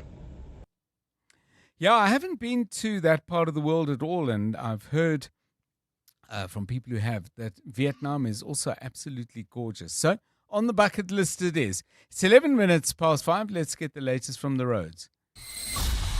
EWN Traffic. EWN Traffic is brought to you by Outsurance. SMS the word out to 45142 now, and you could save on car insurance. If you don't, ask them for 500 Rand. Karabo Chali is your man.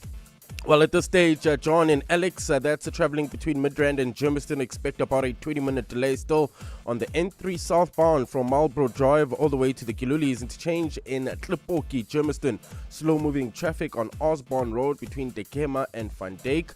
In Edenville, traffic also heavily backed up.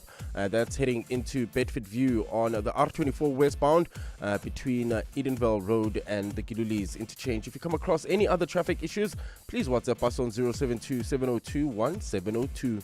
There's more EWN on air, online, and on the EWN app.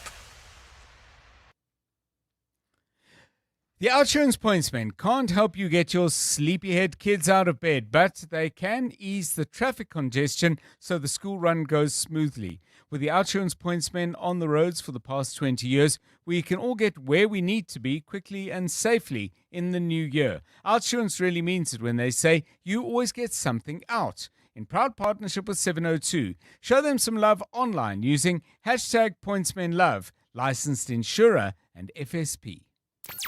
Driving the conversation on 702 Afternoon Drive with John Perlman. Powered by Telkom Business. Possibility begins here. You're with John Perlman on 702. Let's walk the talk. So let's talk tax, and let's talk tax in the context of a piece Amanda Visser wrote on MoneyWeb. The original open letter that is referred to was published on Netwerk 24, 24, so you might have picked it up there.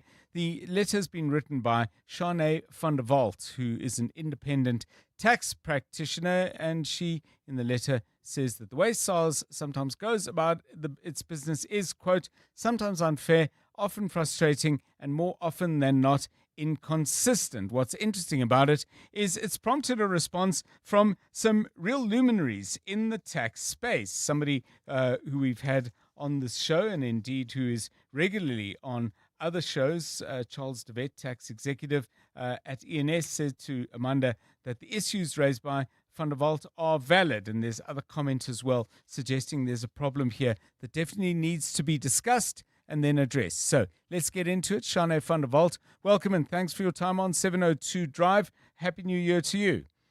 Thank you, Ron. To you too.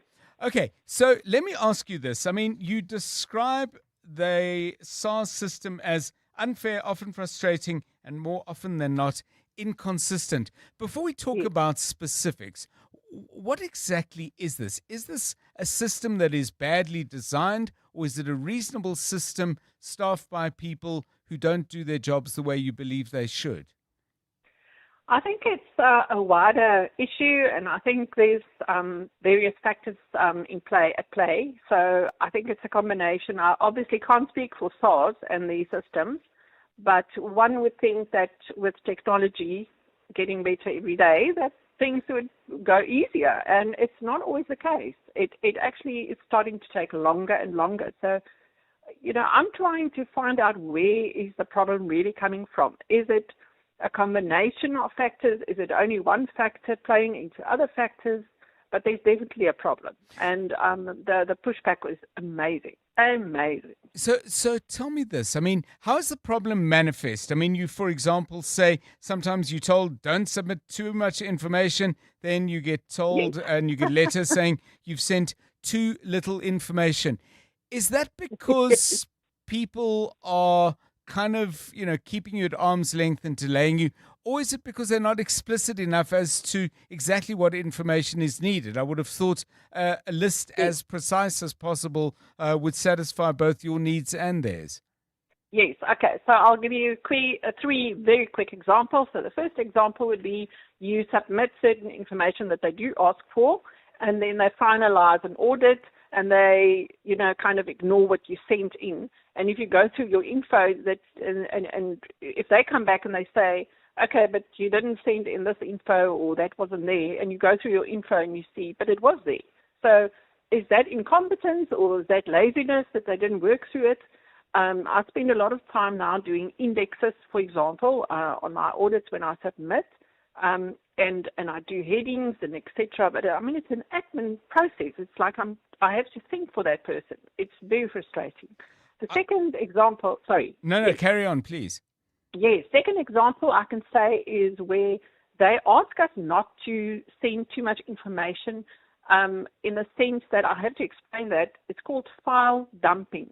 So all they ask there is don't just send us a lot of files and don't, just try and link it with each other and tell me this is a bank statement, this money coming in was from my wife, it's not income, etc. Communicate with us.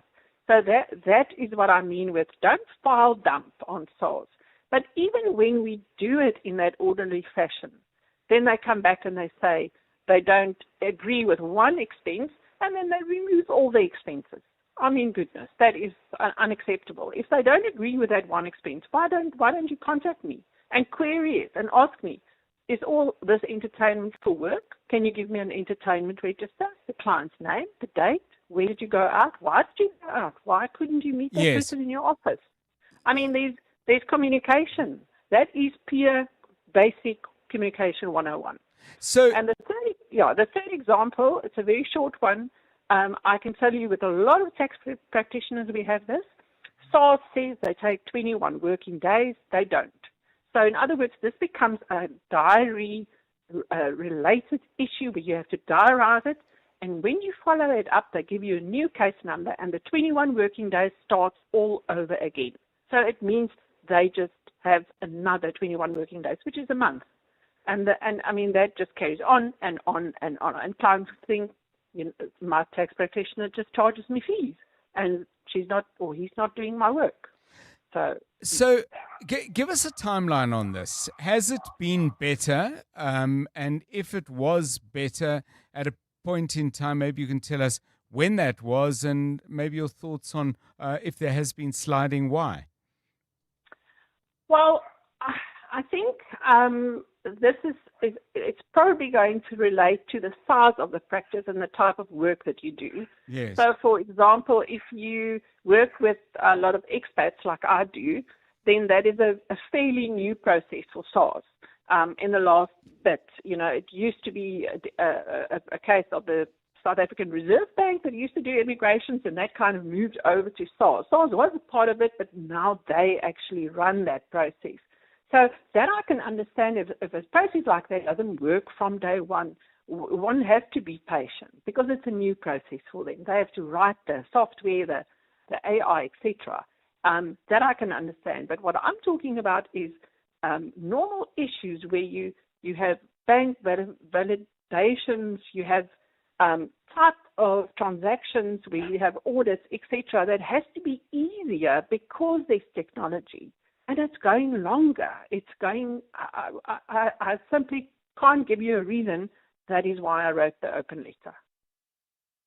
Shane van der Walt, independent tax practitioner. You can read about the issues she's raising in regard to SARS on the Money website. Amanda Visser has dealt with the issue there. And if you want to read her full open letter, Netwerk 24 published it over the weekend. Your own experience of dealing with SARS, what are your thoughts? I must say my rides generally have been pretty smooth. I have a good person who does my tax. I don't think my accounts are particularly complicated. I'm not an unhappy camper, but I'm not dealing with anything on that scale. And I'm certainly not dealing with anything of great complexity. But your thoughts and stories, please, on 072 702 1702 and 011 883 0702. It's 20 minutes past 5.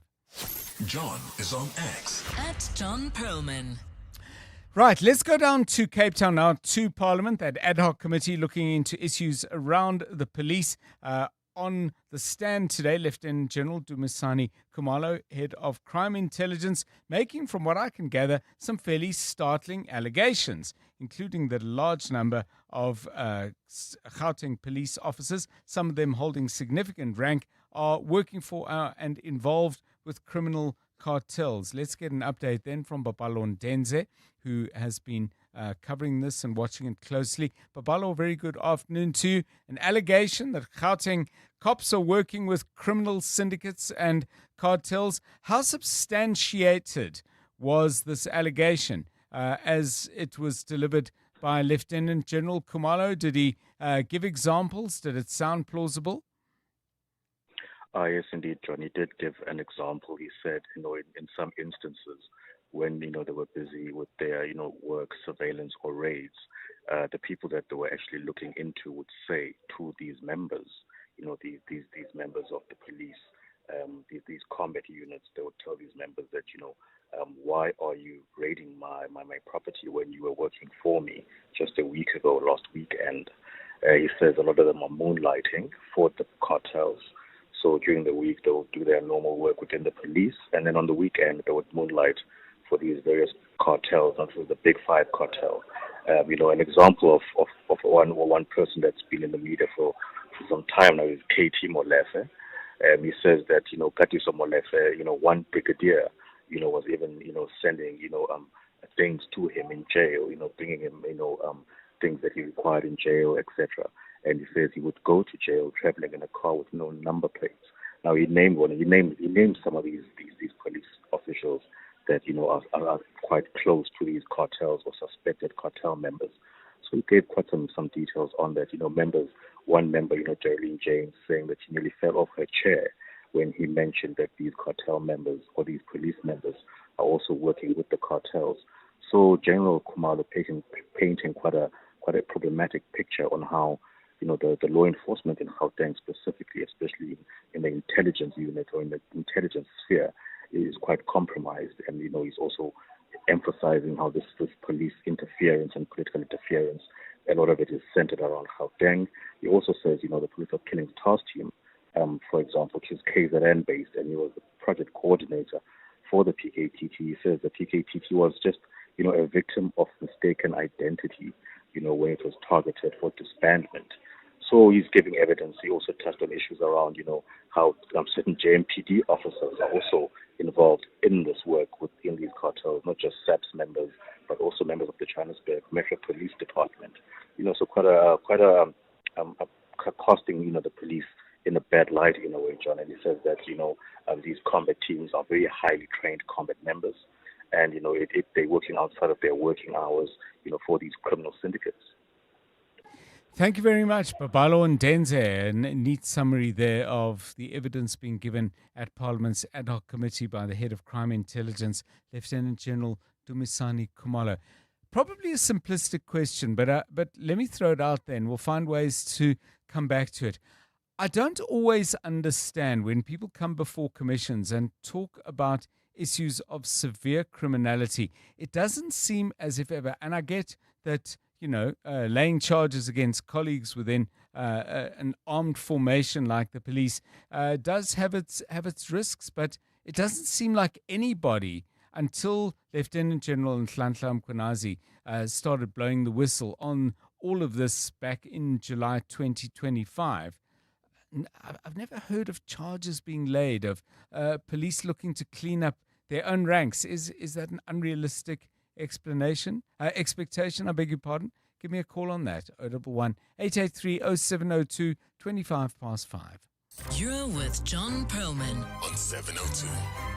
Right, let's go to Limpopo. Dire situation there with floods, and the provincial government very candidly saying, look, at this point, we can't actually cope with the kind of things we have to deal with. Our colleague, Mongezi Koko, who's with EWN, has been in the area of Giani, day 2 now, I believe. And Mongezi, I hear you in a village called Mbawulo, which is outside of Giani. What are you seeing there, and what's the latest? The Limpopo government very candid about the pressure they're under. Perhaps you can also tell us whether any help is on the horizon. Good afternoon. A very good afternoon, Dr. John. Well, I must, of course, disclose that there are persistent network issues caused by the inclement weather.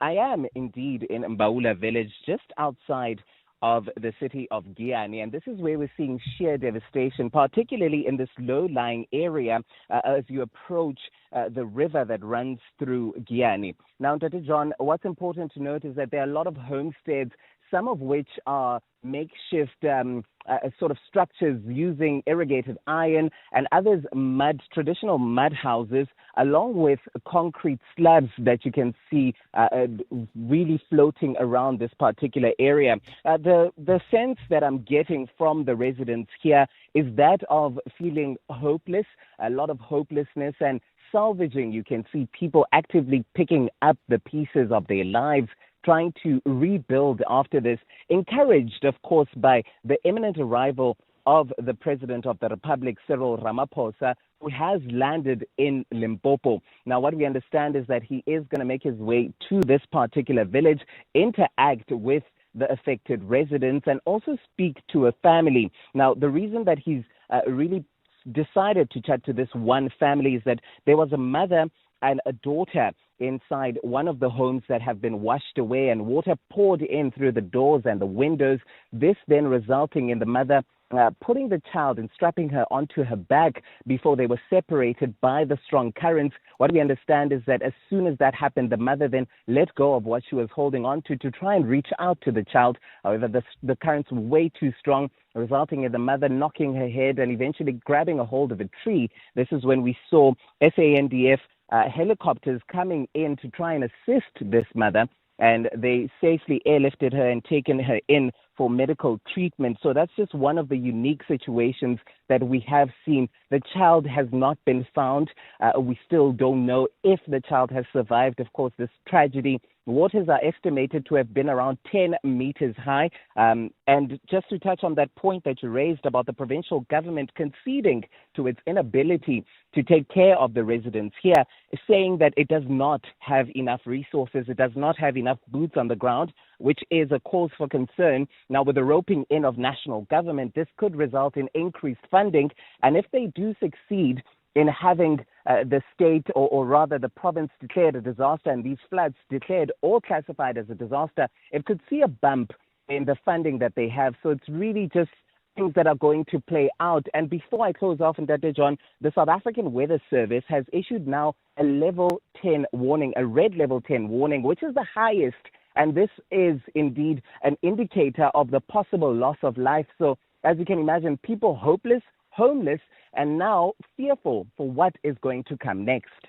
Thank you so much. Mongezi Koko reporting to us live from the village of Mbaula, which is in Limpopo province. If, by the way, you want to just get your bearings of where Mongezi is talking about, Mbaula is about 57 km southeast of Guyane, about 50 km north of Palaburwa. So this is an area you don't necessarily know well, but have traveled through there. That at least will give you a sense of where in Limpopo people have been particularly hard hit. 29 minutes past 5. EWN Business. Stephen Curtis, a very good afternoon to you once again in the markets. John, one of those quite strange moments where you've got quite a lot of movement in various categories and some shares moving quite significantly, but they all balance each other out. And as a result, the JSE All Share ending up at 0.1% at 120,870 points. Financials up 1.58. Industrials down 0.9 and resources down 0.47. You can see how financials did. That said, Tungela up 4.6% and Outsurance up 4.6%. As well on the day. One big trade around 10:30 this morning.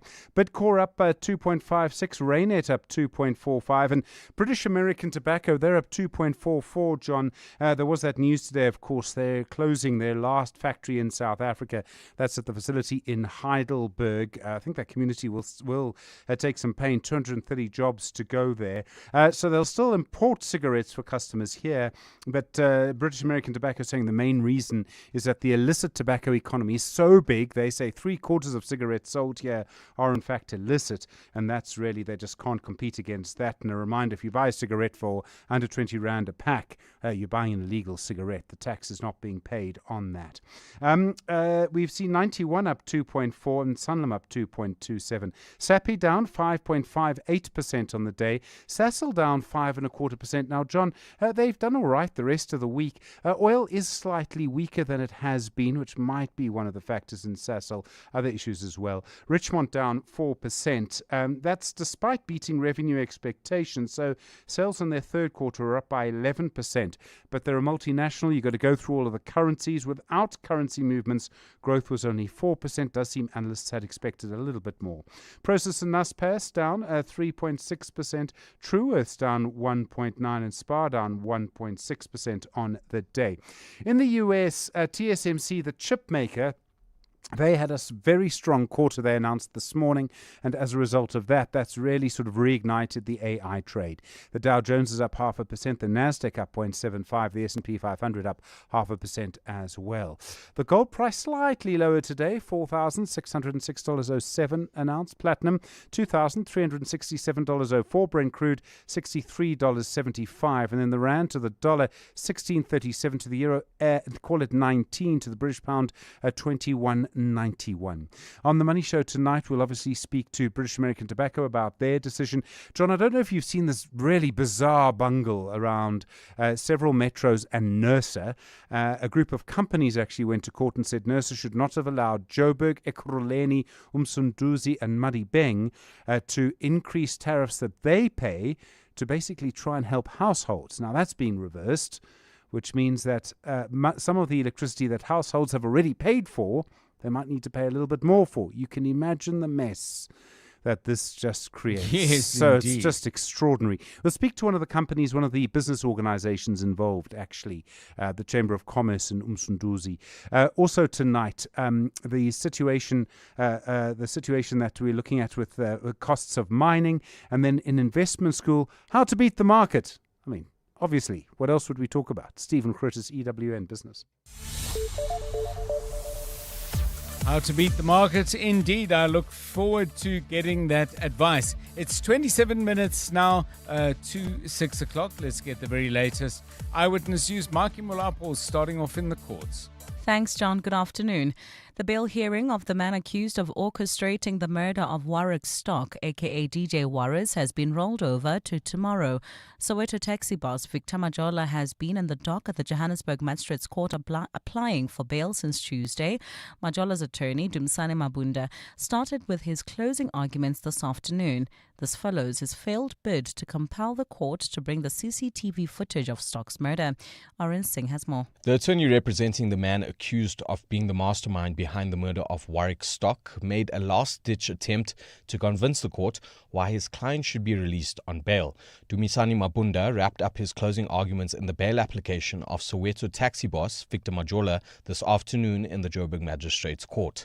Mabunda stressed that Majola, accused of orchestrating Stock's murder on December 16th, will be prejudiced if not granted bail. It is not in dispute that this accused is self-employed, he's got taxes, he's going to suffer serious prejudice if he remains in custody waiting for investigations. He's got a lot of children to take care of, schools have just opened, they need their father to be present, financially, physically, emotionally and otherwise. The matter has been rolled over to tomorrow to allow the state to present their closing arguments.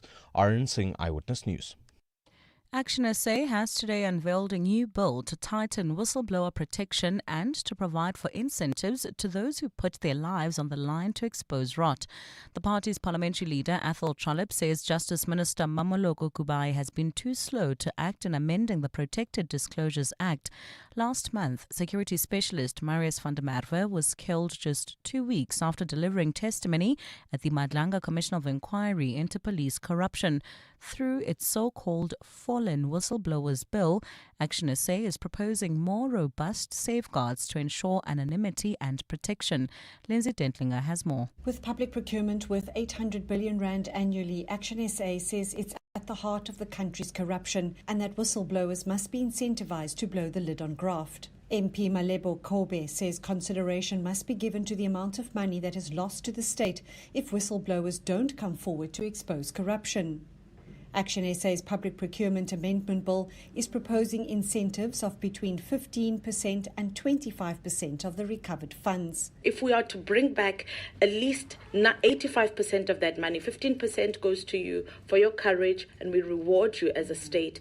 I think that's an excellent trade-off, honestly, for the bravery that they have shown. Furthermore, the amendment bill makes provision for private prosecutions in cases where the National Prosecuting Authority fails or refuses to act. The party says this is but one of the first in a suite of anti-corruption bills it plans to introduce to Parliament this year. Lindsay Dentlinger, Eyewitness News, Parliament. And the Transport Department has condemned reckless driver behaviour after recording an increase of 144% in the number of people arrested for drunk driving during the festive season. The department says a total of 8,561 motorists were caught by traffic police driving with alcohol above the country's legal limit. Today, the department released the festive season road statistics covering the period between the 1st of December last year and the 11th of January this year.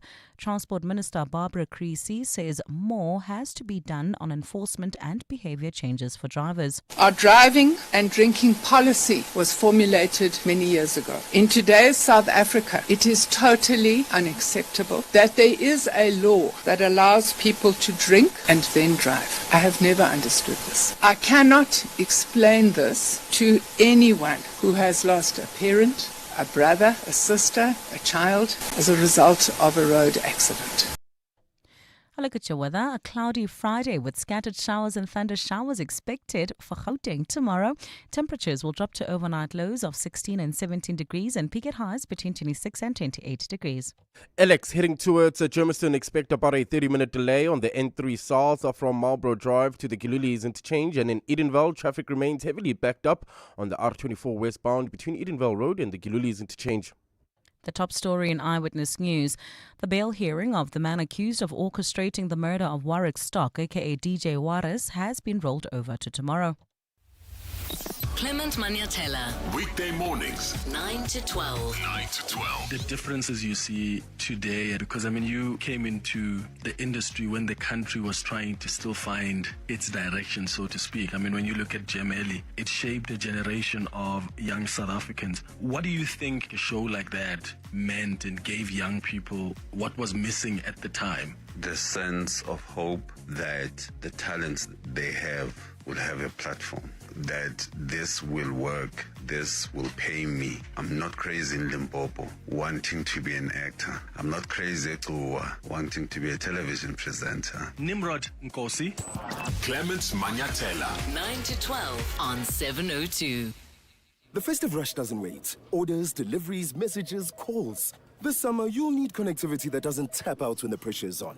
With Telkom Business, you get reliable, high-speed connectivity for just $2.99 per month. That's our unlimited LTE, all hours basic plan, 10 megabytes per second. No caps, no excuses.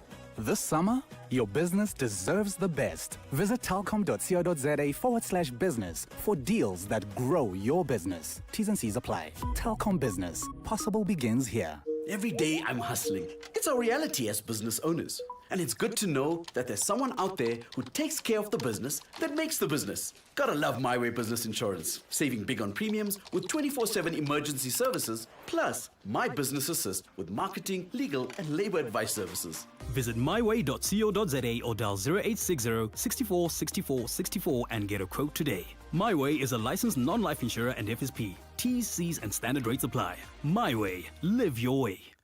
702. WhatsApp John on 072 702 1702. Hi, John. Shumani here. Hi, John, I've got this question. I just want to know, is it possible that one can get married in 702 studios? Just a question, nothing much. Just curious. Yeah, thanks for that question. The good news is the answer is yes, you can. The bad news is you have to marry one of the presenters. No. In all seriousness, we have never, Shumani had that question again. So our studio's here as a wedding venue. I think the answer is almost certainly no.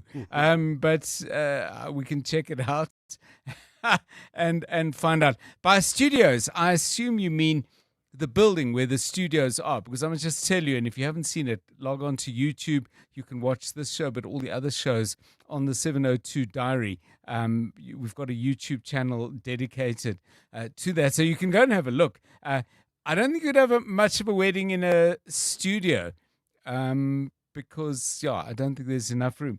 The building has got quite a lot of really nice space. Wedding venue, not at the moment. If that changes, we'll check it out overnight, actually, and we'll give you an update tomorrow. No, you wouldn't have to marry one of us. It's 19 minutes to 6.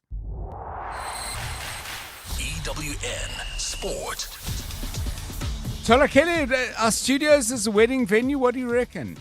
I will be in the audience. Okay. I'd love it when other people are center of attention. Okay, good venue? It is. Okay. We'll live stream it as well, so they'll be able to enjoy it. Yeah. Okay. Well, we'll check it out. I still think the answer will be no. Banyana games coming up. Absolutely, John, and they'll go up against Burkina Faso, Ivory Coast, and Tanzania. That's in the group stages of WAFCON, which runs from March 17th until the 3rd of April. The continental competition acts as a qualifier for the 2027 Women's World Cup, where the top 4 finishers advance to the tournament that will be hosted by Brazil. At AFCON, Eric Chale says Nigeria will be playing for pride when they contest the bronze medal match against Egypt on Saturday. They lost their respective semi-finals to Morocco and Senegal last night, with the Super Eagles missing out on back-to-back final appearances following a penalty shootout loss to the tournament hosts. We have a last game against Egypt. I'm proud of my players, but I'm disappointed for them because the reality, we were maybe the best team maybe in this AFCON. So we have to go out with proud. Chicago Fire head coach Greg Balhata has confirmed that the signing of Puso Dijejane was partly designed to support Mbegezeli Mbogazi's transition that's into the MLS. The South African duo are currently in pre-season training with Fire, whose season only kicks off in late February against Houston Dynamos. The first thing is that we want to bring talented players who can help the squad into this club. The second thing is, we think it's beneficial for them to have each other and to work in pairs. It's going to be a huge transition for both of the players, and it's comforting to know that they'll have someone from their home country to help them adapt. FIFA have announced that a random selection draw phase for 2026 World Cup tickets concluded with more than 500 million requests submitted. People could apply for tickets using their credit card and were put into a pool from which every applicant has an equal chance of being drawn to earn the chance to purchase tickets. At the same time, the United States authorities have suspended the processing of immigrant visas. That's for applicants from 75 countries. The suspension will take effect from January 21st and affects countries including Algeria. In rugby, New Zealand chair David Kirk insists that the All Blacks still have what it takes to win the 2027 World Cup, even as the search for a new head coach begins following the departure of Scott Robertson. Robertson was given his marching orders 2 years into a 4-year contract and with 20 months to go until Australia is due to host the tournament. We haven't had that discussion at the board yet, so it's not appropriate for me to preempt that. There's a number of other international countries. Top tier? Mostly the top tier ones, yeah. And Miami police have issued an arrest warrant for WBA lightweight champion Gervonta Davis in connection with an alleged domestic violence incident. The warrant relates to charges of false imprisonment, battery, and attempted kidnapping related to an incident back in October. In November, Davis was pulled from an exhibition bout against Jake Paul. That's after a civil lawsuit was filed against him. Tolagele Mganga, Eyewitness News Sport. EWN Traffic. Right, this EWN Traffic is brought to you by Outsurance. SMS out to 45142 now. You could save on car insurance. If you don't, ask them for 500 Rand. Karabo Charlie, before you update us on anything, and in particular that situation in Alex, here's a question from a listener. I want your view. Is there a social media page where we can post videos of reckless driving in and around Johannesburg? I'm sick and tired of the way people drive around me, and it's time to name and shame them. Two-part question, is there a social media page? And secondly, would it be a good thing if there wasn't? I think it is a good idea. We have two platforms. You can always tweet. What is this? You can on always X, on X at EWN Traffic. That's a good platform. Or you can even WhatsApp us, and then if you're not on X, I will post it on X and just let everybody know and expose whoever is reckless on our roads. Okay, good. Hopefully the officials take action. Yeah, a big hope there. But let's find out then what's happening on the roads. Alex, was a problem still? Yeah, Alex is still an issue. I guess it's still peak hour traffic through there. Expect about a 30-minute delay still at N3 southbound between Marlborough Drive and the Gilulis interchange in Edenvale. Traffic heavily backed up. This is on the R24 westbound from Edenvale Road to the Gilulis interchange, and in Protea Glen, traffic sluggish R559 opposite GOG Gardens, while in the city of Tshwane, Equestria, there's slow-moving traffic on Solomon Mahlangu between Linwood Road and the N4. If you come across any other traffic issues, like I said, you can WhatsApp us on 072-702-1702. We are also on X at EWN Traffic. There's more EWN on air, online, and on the EWN app. The Outsurance pointsmen know that every car on the road carries a story. There's a car full of groceries and a lady who will be attempting to make her mother-in-law's famous recipe for the family dinner tonight.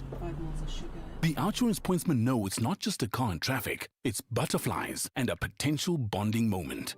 Every story is different and every story matters. That's why the Outsurance pointsmen have been doing what they do since 2005 in proud partnership with 702. Outsurance is a licensed insurer and FSP. Stay with 702 Afternoon Drive with John Perlman. Brought to you by Telkom Business. Possibility begins here. You're with John Perlman on 702. 702 Drive at 13 minutes to 6. This is the part of the show where we play you some music, where we ask you something about music. We pick a theme and we use it to try and not just get your musical suggestions, although we want that. Don't be fooled by anything I might say suggesting otherwise.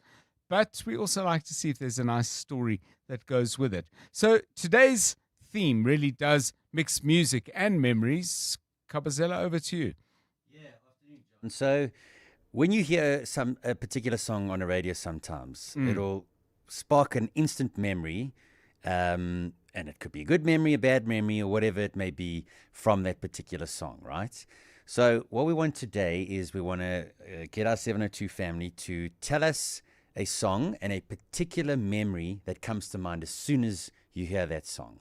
Yes. So, for example, the song I'm going to pick today is Roxette, It Must Have Been Love, right? And the two memories that always come to mind. Two memories, goodness. With this particular song is matric holiday in Umhlanga with my mates. We were sitting in our apartment and we wanted to be a boy band back then. Okay. And we sang this song on matric holiday. It wasn't very good, I must add. And then a very fond memory with this song is it basically got me on a date with my fiance, who, I'll be marrying this year. And what happened was her and her friends liked to perform videos, after they had gone out for a couple of drinks. And whilst we were chatting and still, very fresh, we hadn't gone on a date, that conversation had come up. And then I said to her, well, I want you to, make me and send me a video. And I said, if you send me a video, you'll go and you'll get a drink. We can go for a drink. If the video is really, really good, I'll take you for dinner. And I gave her two choices of songs that she could perform. It was Def Leppard, Pour Some Sugar on Me. Okay. And Roxette, It Must Have Been Love. So she couldn't choose the song. You choose the song. I chose She's the got song. to perform it, and she gets to have dinner with you. Excuse me. All right. So she picked the Roxette song, It Must Have Been Love, and performed it. And it was really, really good. Oh, was it? Yeah, it was really good. So she made, not then and there, but she went away, made the video and sent it. Yeah, so she was at my cousin's house, a couple of glasses of wine, Yes, played yes. the song in the background and performed it. And she picked that, and we went on a date, and the rest is history. Wow. Okay. Well, I think you set the bar fairly high, but clearly it absolutely worked. So, It Must Have Been Love. This is Roxette, 1986. Two very, very special memories for my colleague Kabazela. One of them going all the way back to when he was in matric, dreams of a boy band, which perhaps were not going to pay off. And then a wonderful, wonderful bit of seduction with the woman who is now his fiancée, getting her to perform the song and send him a video. I mean, have you ever done anything similar, by the way, as a way of flirting your way into a first date? Because I'd say that's pretty imaginative. But it's a great song. Let's hear it.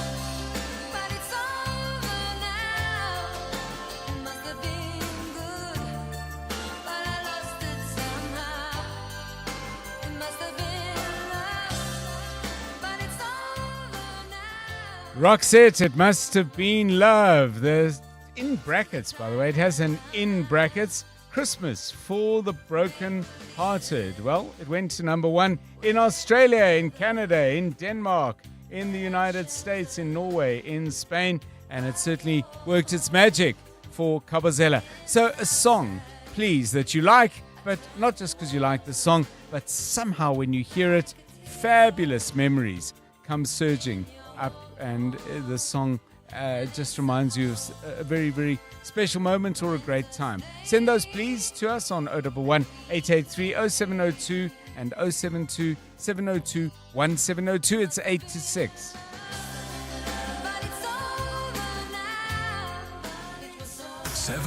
Afternoons with Relebohile Maboja, 1 to 3 p.m. I want you to please just leave myself and the listeners with some final thoughts on this conversation around renewal. I know a lot of people are fasting at the moment and they're using that as the way to start off the year. It is a human phenomena that at some point people have to stop, to think, to reflect, to look at things that they want to celebrate from where they are coming from in the past year. There are things to regret. There are things to try and learn from. There are things to celebrate, but then also begin to use that as a stepping stone to start the new year that is coming. Professor Smangaliso Khumalo, Dean of the School of Religion, Philosophy and Classics at the University of KwaZulu-Natal. 702 Afternoons. With Relebohile Maboja. Let's walk the talk.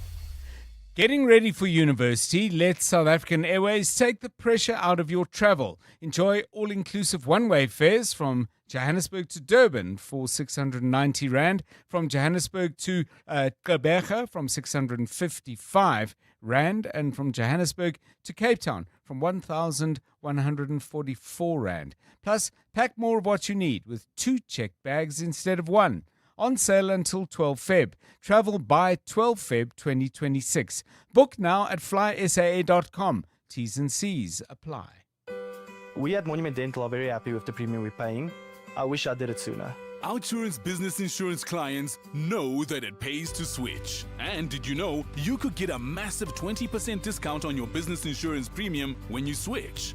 For dentistries, general medical practices, and all other businesses, get a quote today and see why it pays to switch to Outsurance Business Insurance. Visit outsurance.co.za or call 08600 60,000 today. Licensed insurer and FSP. TCs and information online.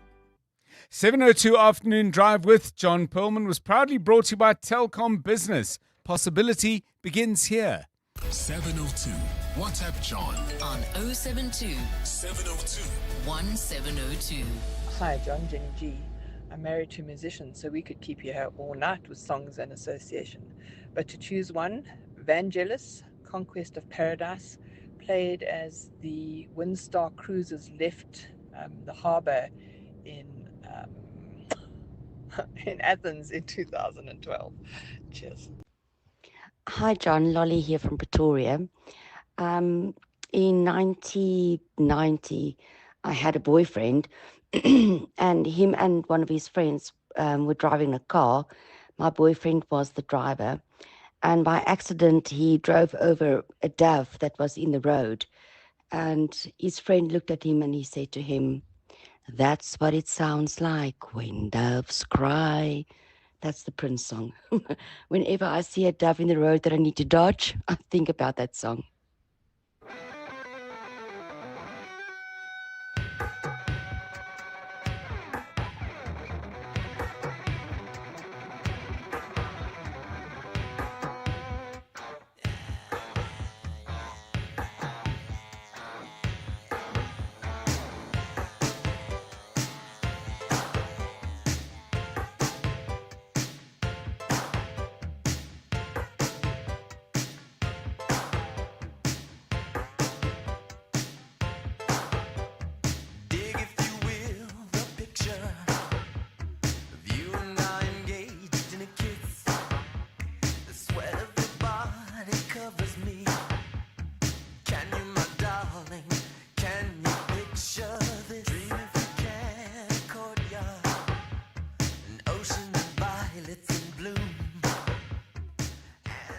Yeah, Prince, one great song after another. His 6th album, Purple Rain, came out in 84. Yep, #1 all over the place. Little different here from Kingsley, who says, one of those songs for me would have to be Graceland by Paul Simon. It reminds me of my grandfather. He used to love that song. He would quietly hum while it played, seated with one leg draped over the other, foot tapping in midair. Wonderful song. Wonderful, Kingsley. Thanks for that. Good afternoon, John. For me, it's Pereke Zangwana by Oliver Mtukudzi. That song was played at my wedding, and it just takes me back to that wedding day. I'm still married, happily married to my wife. I thoroughly enjoy that song. Walter from Cape Town.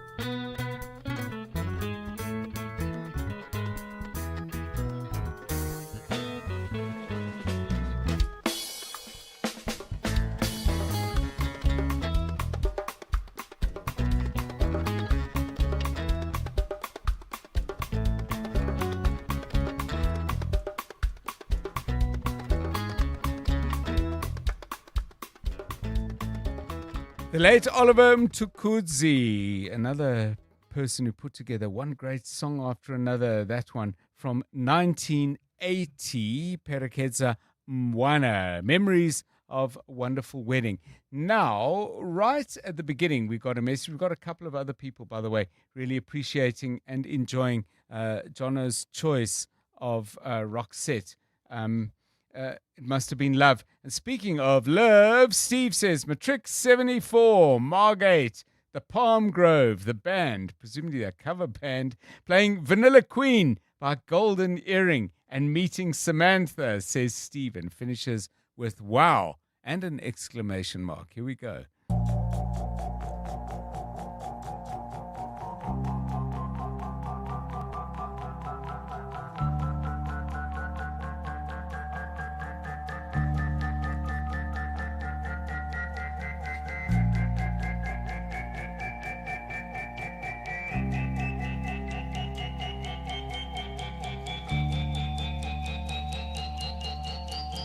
Fascinating lady, snowflake in the sun. You make me feel so bourgeois. Oh, you captured everyone. I hear you've been a dancer at some famous Paris show, and $1 million lovers neatly saw you to your door. Hot Nights in Margate 51 years ago. Thanks for the memories. Thanks for joining us. I'm John Perlman. Good night. And now, The Money Show. With Stephen Grootes, live on 92.7 and 106 FM. Streaming on the Prime Media Plus app. And DSTV channel 856. The Money Show with Stephen Grootes is brought to you by ABSA Corporate and Investment Banking, a Pan-African bank that's invested in your story because your story matters. Good evening on your Money Show tonight. British American Tobacco calls it quits on its Heidelberg factory, saying it can no longer compete with the illicit industry. Nursa gets yet more egg on its face. A judge rules tariffs in Joburg and Ekurhuleni could be changed again. The healthcare industry tells us if they're prepared to negotiate over the NHI, as Enoch Godongwana calls for a truce in all of the court battles. The mining industry says its costs are still soaring. Also tonight, on Investment School, how to beat the market when everyone else is trying to do exactly the same thing. All of that to happen, but first, the very latest Eyewitness News. A very good evening. I am Buleng Make. We begin in Limpopo now, where President Ramaphosa is en route to flood-hit communities outside Guyane after landing in the province this afternoon. The president is expected to travel by helicopter to Guyane Stadium before his motorcade makes its way to hard-hit areas including Mbula village. The visit comes as Limpopo remains under red level 10 weather warning, with heavy rain expected to continue well into the week.